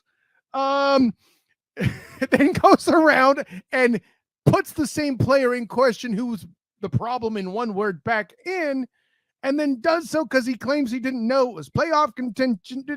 Okay, listen, just hold it right there. The only reason that I can fathom that Ron Rivera is still even in the seat is because he's so central to day-to-day operations and everything's going on in such the fashion that it is, and changing of ownership and all this. Let's be clear. The reason why Eric Bieniemy took a lateral move to be a co-offensive coordinator or assistant head coach or whatever political spin they're putting on it. Listen, let me be here's my part of the conspiracy theory. There we go. Eric Bieniemy is there and waiting to take the helm. Not just on the hot seat. I'm saying he's the role of Thanos. He is inevitable. Okay. I don't know why else Eric Bieniemy, other than to avoid stagnation, I guess, would take that lateral move to Washington. And this is no disrespect to your commies by any stretch of the imagination, Drew Willingham. I had the opportunity to talk to Eric Bieniemy, and he had some great things to say about advancing minority coaching and all of that. Not to mention, I am plenty guilty on not only my own podcast, The Student of the Game, but also with my good friend Ernest Christian on the Earnestly Speaking podcast of many times saying that I find the Riverboat Ron man overrated as a coach. And listen, I respect all the personal stuff he's overcome, but Cam Newton bailed that cat out plenty of times in Carolina. Okay? At the end of the day, I think it's time for a fresh start, and Eric Bieniemy is a part of that. In fact, the only thing I have problem-wise, air quotes, with what's going on here as far as making the full change is that the ownership group will not take over fast enough to work to acquire Lamar Demetrius Jackson. So yes, I said it. I believe Ron Rivera is on the hot seat. Oh gosh, Kyle Nash. Give in to the dark side. You want cookies. You agree with this statement that you were in, and I look at this one, and it's time again for the sake of debate. I'm out! Eric Bieniemy is there based on a quote from a famous Linkin Park song, and I know that your age range will definitely be able to accompany what my thoughts are with this. Cut my life in two pieces. This is my last resort, because this is his last resort to go as not only as an offensive coordinator, but as an assistant head coach, which is a title he did not have in Kansas City, to prove that he can help turn things around. Now, there is so much going on behind the scenes. Me being a Washington, formerly known as the REDSKINS fan, can sit here and tell you there is so much going on behind the scenes that'll mother, father, and wipe your mind. It is hard to stay on task here in this team. Ron Rivera, based on what he stepped into, the level of manure that he stepped into when he went from Carolina, which was already a rough situation. He kind of got the raw end of the deal with David Tepper coming in and buying the Carolina Panthers after Richardson having to sell the ownership of the team because of the turmoil that he got himself into. And ironically, Rivera goes from a situation like that to an even bigger one here in Washington. Right. So when you think about all that in perspective, I can't feel bad for Riverboat Ron. He's done the best he can given the situation. You know why I'm out? There's one person that is going to save the mother-fathering rear end of Ron Rivera. And you know who that person is going to be? The person who he let start the final game in week 18 of this past season. There, Kyle Nash. Sam Mother, Father, and Hal is going to show up and shell out and be a great quarterback. He's going to be a decent quarterback in 2023. Mark my words, Kyle Nash. By the year 2025, by the NFL season 2025, and I will clip this one take out and save it for years to come in 2025. Sam Motherfather and Hal is going to be an elite quarterback at some point in this league, and he's going to do it with the Washington, formerly known as the REDSKINS. That is what's going to save Ron Rivera. This is a stepping stone for Eric Bieniemy. Eric Bieniemy is going to do pretty good here and look good. And then when he realizes he can't take the job from Ron Rivera, he's going to go somewhere else. A team that was so bad that they fired their head coach, he's going to have to start all over again. And then we're going to see the real Eric Bieniemy. There was already something brewing here in Washington, and he knew it when he showed up, as we have an NFC East where almost every single team made the playoffs this past season. Had it not been for one bad call that was probably pushed from upstairs in management because of how much money they were paying Carson Wentz, that's the reason why he played the game, and it's not all on Ron Rivera. This year's going to be the year they prove it. You're going to see Ron Rivera do good things, and he is going to keep his job, and Eric Bieniemy is going to go elsewhere. Mark my words. Kyle Nash for argument in the final round. This is how I know you're devoted to your show, Drew Willingham. You came up with such a take that was painful in a fashion that it made me howl.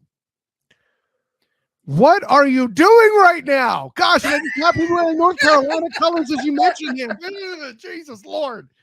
Yeah, I'm glad I'm low on beer. I would drink myself sick hearing you put your faith in Sam Howell. Oh, boy. Kyle Nash, he looked good in that game. He did. He really did. Well, you got to give it to Sam Howell in that game. What I will give to your franchise is their defense is talented in a fashion that they're in a unique position to say, Chase Young, I got to give him that much credit. Brian Robinson got shot. He's running like a madman. Imagine what he'll do with the full camp after that recovery. I am stoked. Then I get to that quarterback room, and your answer to me is Sam Howell. Okay, well. Look, Kyle, the last game of the season, it was January 8th. It was the day after my birthday. That's why I remember it. That's why it means so much to me, Kyle Nash. I'm going to bring it up to you. They beat the mother, father, and Cowboys 26-6 with Sam Howell starting that game. Mm-hmm. He was 11 of 19 with 169 passing yards with 1 touchdown and 1 interception. Is it elite numbers? No. But it's still positive numbers for the game plan that they built him in such a short amount of time, with him being the third string quarterback at that moment and doing what he did. So for a third string quarterback, as hyped up as he was, and to do what he did in that moment and to lead a team, it's not all about you don't have to have 300 passing yards to win a game. You just need to have even amount of numbers, whether it's the same amount of touchdowns to interceptions or more touchdowns than interceptions. He didn't throw more interceptions than touchdowns. He still played safe football overall. He was a rookie. You can't blame him for throwing 1 interception. It's still better than what you or I would do as a quarterback in the NFL right now. So let's just put that in perspective. Or not only that, it's still better than what you and I would have done at the age of what Sam Howell is right now in the NFL. So let's not get twisted. You have to give Sam Howell his flowers, and I'm doing it in the one game that Sam Howell not only played in, but started. He mother-fathering won. Take your hat off to Sam Howell right now, Kyle Nash. I have to bring the energy because you are throwing my man, Sam Howell, under the bus. So first of all, if there's no better example that you don't need to throw 300 yards than the DC Defenders to win a game, I don't know what is. So I'll give you credit. They actually accent your point right there in the DC area, and on that I shan't front. However, you're a red tail. Sorry, Commanders fan posting on the strength of beating a Cowboys team? Buddy, how far have you fallen? Oh,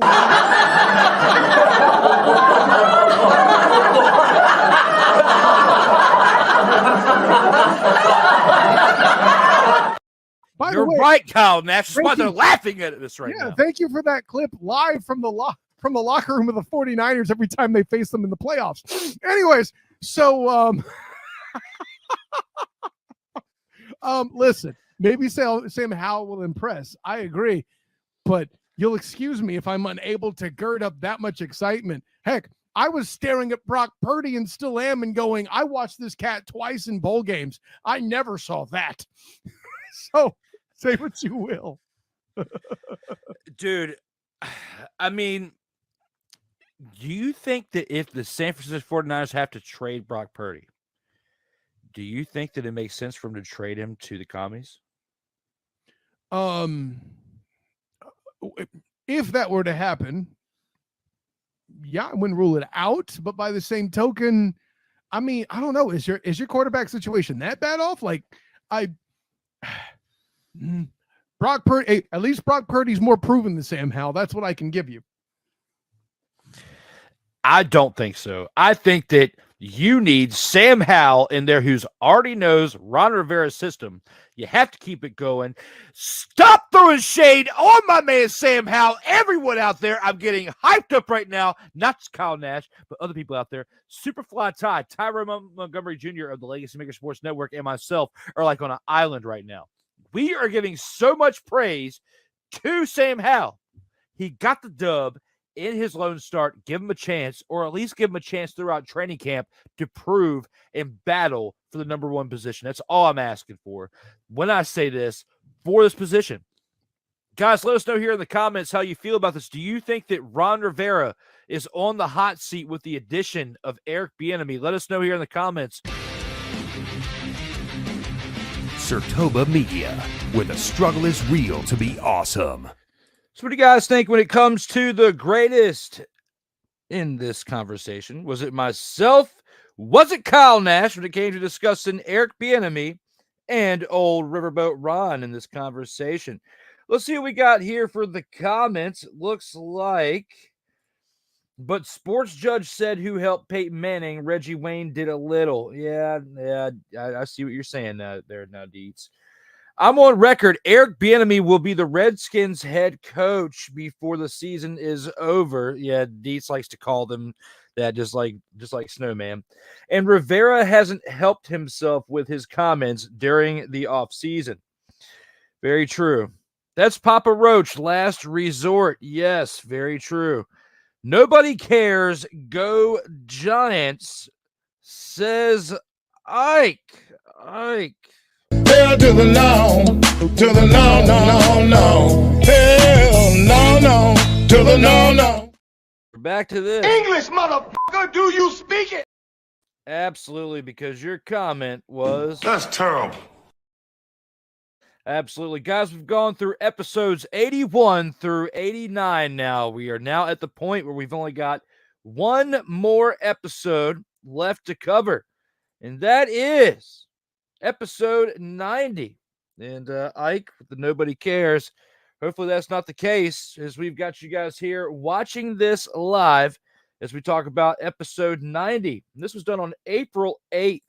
The very last episode that I did with Legacy Maker Sports Network. This was my very last episode of my tenure with Legacy Maker. And for this, we celebrate that with viewing the very last episode on that platform from me. First is the greatest athlete to ever wear the number 90 in all of sports history. Start this one off with Joey. How do you feel about this one? Do you agree with the statement at hand? Are you in or are you out on this one? This one was kind of tough for me, but I'm going to go with out.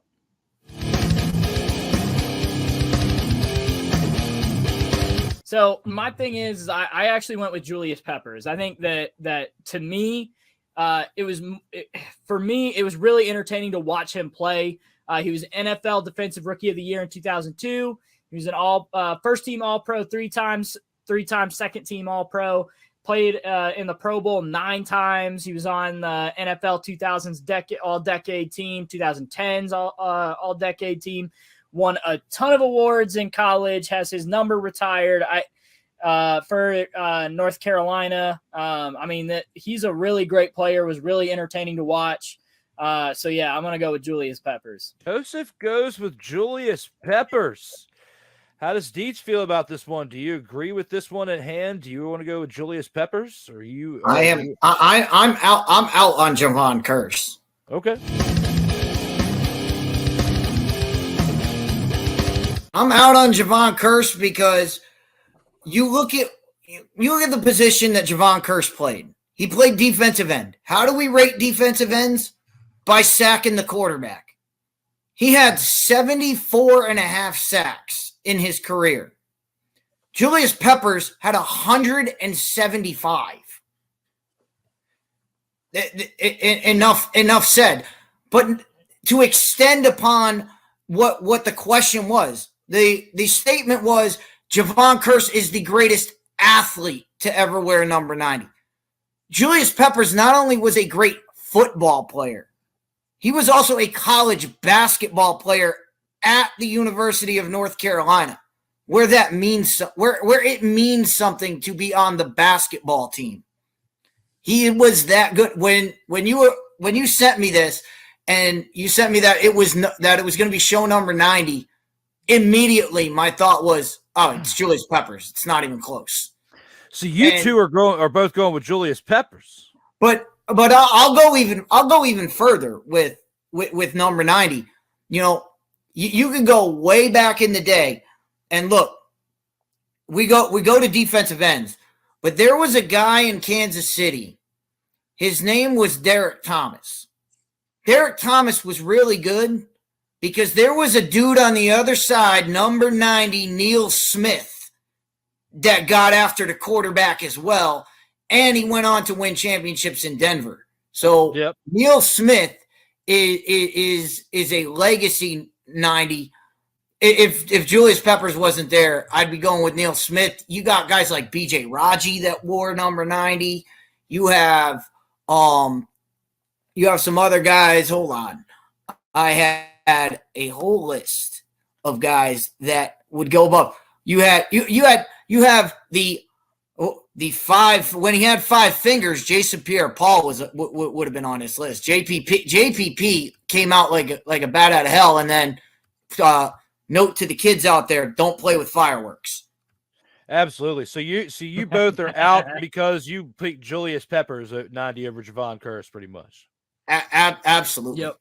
Okay. Well, I'm going to Julius Peppers, but we have to say this: there is a guy that's coming that wears number 90, and it happens to I'm a Cowboys fan, so I'm going to do this. He plays for the black and gold. TJ Watt. Yeah, TJ Watt. Yeah, that's another big one that could be coming here soon. Well, both of them, we're going to settle on the fact that they had said Julius Peppers, and Dietz's ramble on that he made. He mentioned the one that I picked because I was going to say Neil Smith. I'm out.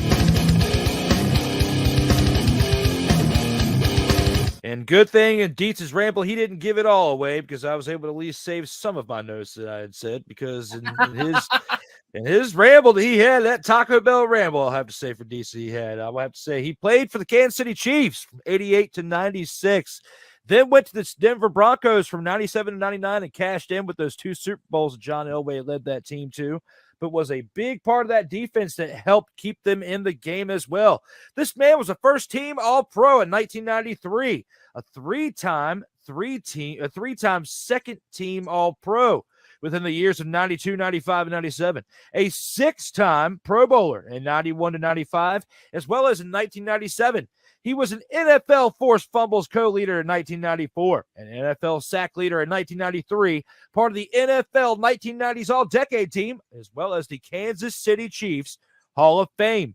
And not to mention, in his collegiate career, he was an All-American in 1987. A great year, the year that I was born. Show my age a little bit. So that's all I have to say with this one. I have to give it to Neil Smith. Javon Curse was great. Julius Peppers was great. But when it comes to NFL championships, the Super Bowls, Neil Smith has 2 of them. And I have to give him the nod because of those 2 Super Bowls. Now, if you had changed the question to the greatest nickname to wear the number 90, there's nothing better than the Freak.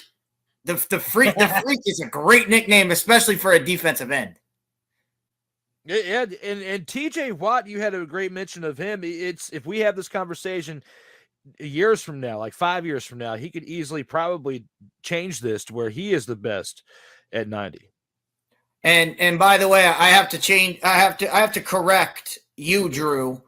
You said Terrell Davis's name wrong. You mentioned some other guy. Terrell Davis led the Denver Broncos to the Super Bowls. In maybe the first one, but the second one was all John Elway. When you look at the offensive production, both years, back-to-back 2,000-yard rushing seasons. During the season, but when you look at the actual Super Bowl and the playoff run in '98, like the second year that they won the second year of the 2, it was more John Elway in that one. But TD did help get them to the playoffs. But when you actually, I remember that I've analyzed that one and had discussions about those 2 teams. And the first one, arguably, and leading up to the second one, yes, Terrell Davis did, but his injury started catching up with him during those playoffs.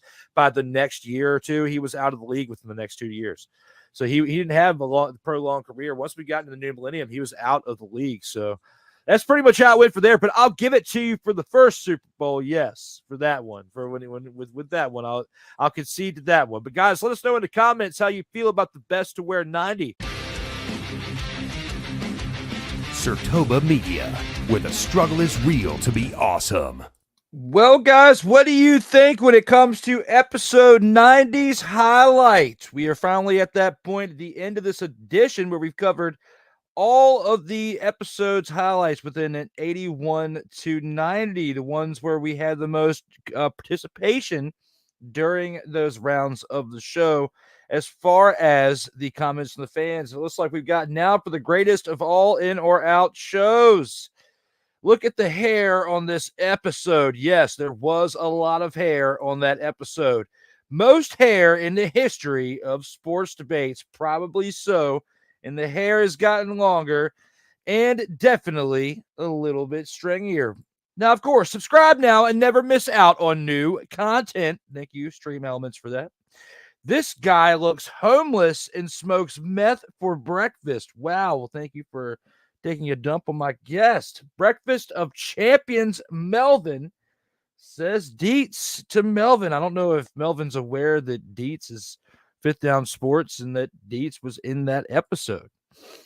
This and that Ron clown are the two worst in all of these episodes. He's probably talking about Rod Isaac. Rod was definitely trash in that aspect, and we've already covered that, and I'm not going to cover that again. This guy sounds like he just likes to hear himself talk. Wow, throwing the shade at Dietz. Can't believe you didn't go with the Carolina Hurricanes debate Joey and I had. Well, when it came to the participation through the comments for that show, there was more participation through the best to ever wear 90 in all of sports history. And it was the best decision for my show in this case. This guy is trash. Damn. When did I kick your dog, Melvin? Yeah, seriously. When did Dietz kick your dog? Talking about this guy is trash. Well, again, Dietz, I don't think he knew that was you in the comments. But at the same time, at least you were honest. Let him know how you felt about his quality behind the microphone. Dietz does not have a microphone yet. Hopefully, Dietz gets a microphone and or a setup like this at some point and can improve that. Maybe some straight connection with an Ethernet cable and no Wi-Fi, so there's no lagging and all that good stuff. And Dietz is a pretty good dude, though, man. Melvin, when it comes to that, you're going to have to lighten up on him. Out of everybody out here, we all got flaws. We're not perfect. But when it comes to, his participation, he did a good job there on 90. I can't throw any shade his way. Does he need a new microphone set up? Yes. Does he need to improve the quality of his production? Yes. But when it comes to the quality of what he says, I cannot put him down for that. Other than that, you got to look for Dietz on the Fifth Down Sports Show, and that will continue to grow at some point whenever he decides to evolve it. And hopefully he does that at some point and can catch up to the rest of us out here with the microphones, with the production set up, with the Ethernet cable into the computer. And also, one more thing. Remember to just wait your turn out there when it comes to talking there, Melvin or Ike or Dietz or anybody. Do not overtalk anyone out here in these streets. No, don't lighten up. Bring the funk. We love it, says Dietz. Well, the funk is there. It is brought.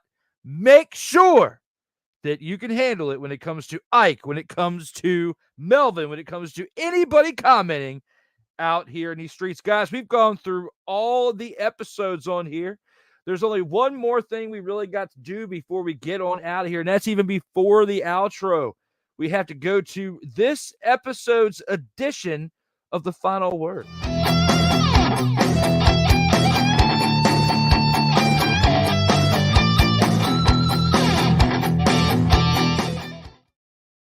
When it comes to the final word on this edition, this special edition of the In or Out Sports Debates, episodes 81 through 90, we now have completed 9 special edition episodes outside of those 100 episodes to showcase the highlights of episodes 81 through 90 now, along with what was before that with episodes 1 through 70.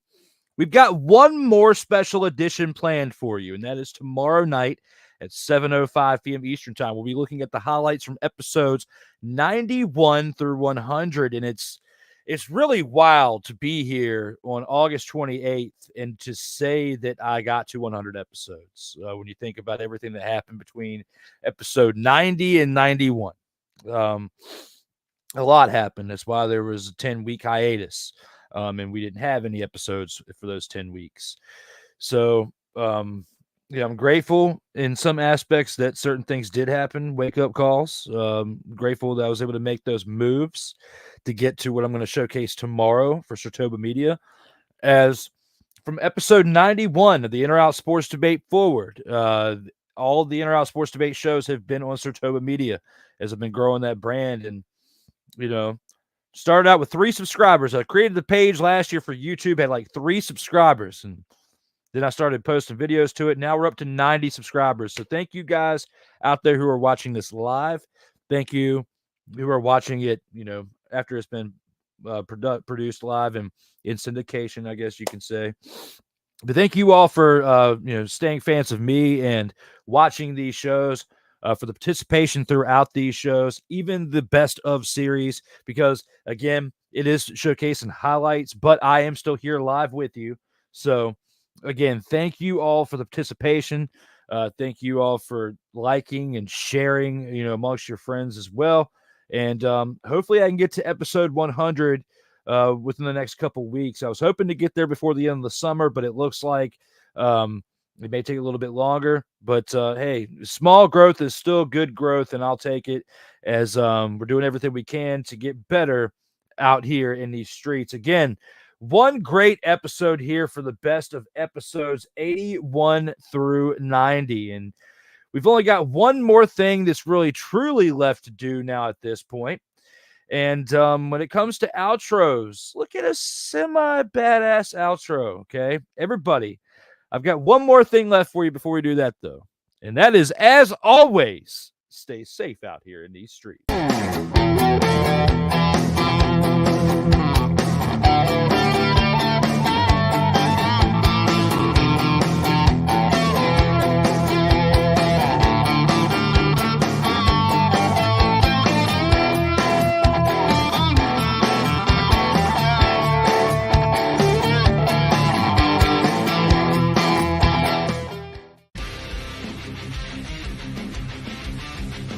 Sartoba Media, where the struggle is real to be awesome. Ladies and gentlemen, we are celebrating 100 mother-fathering episodes. Thank you for tuning in to tonight's episode of episodes 81 through 90. We'll see you tomorrow for episodes 91 through 100. Stay safe out here in these streets.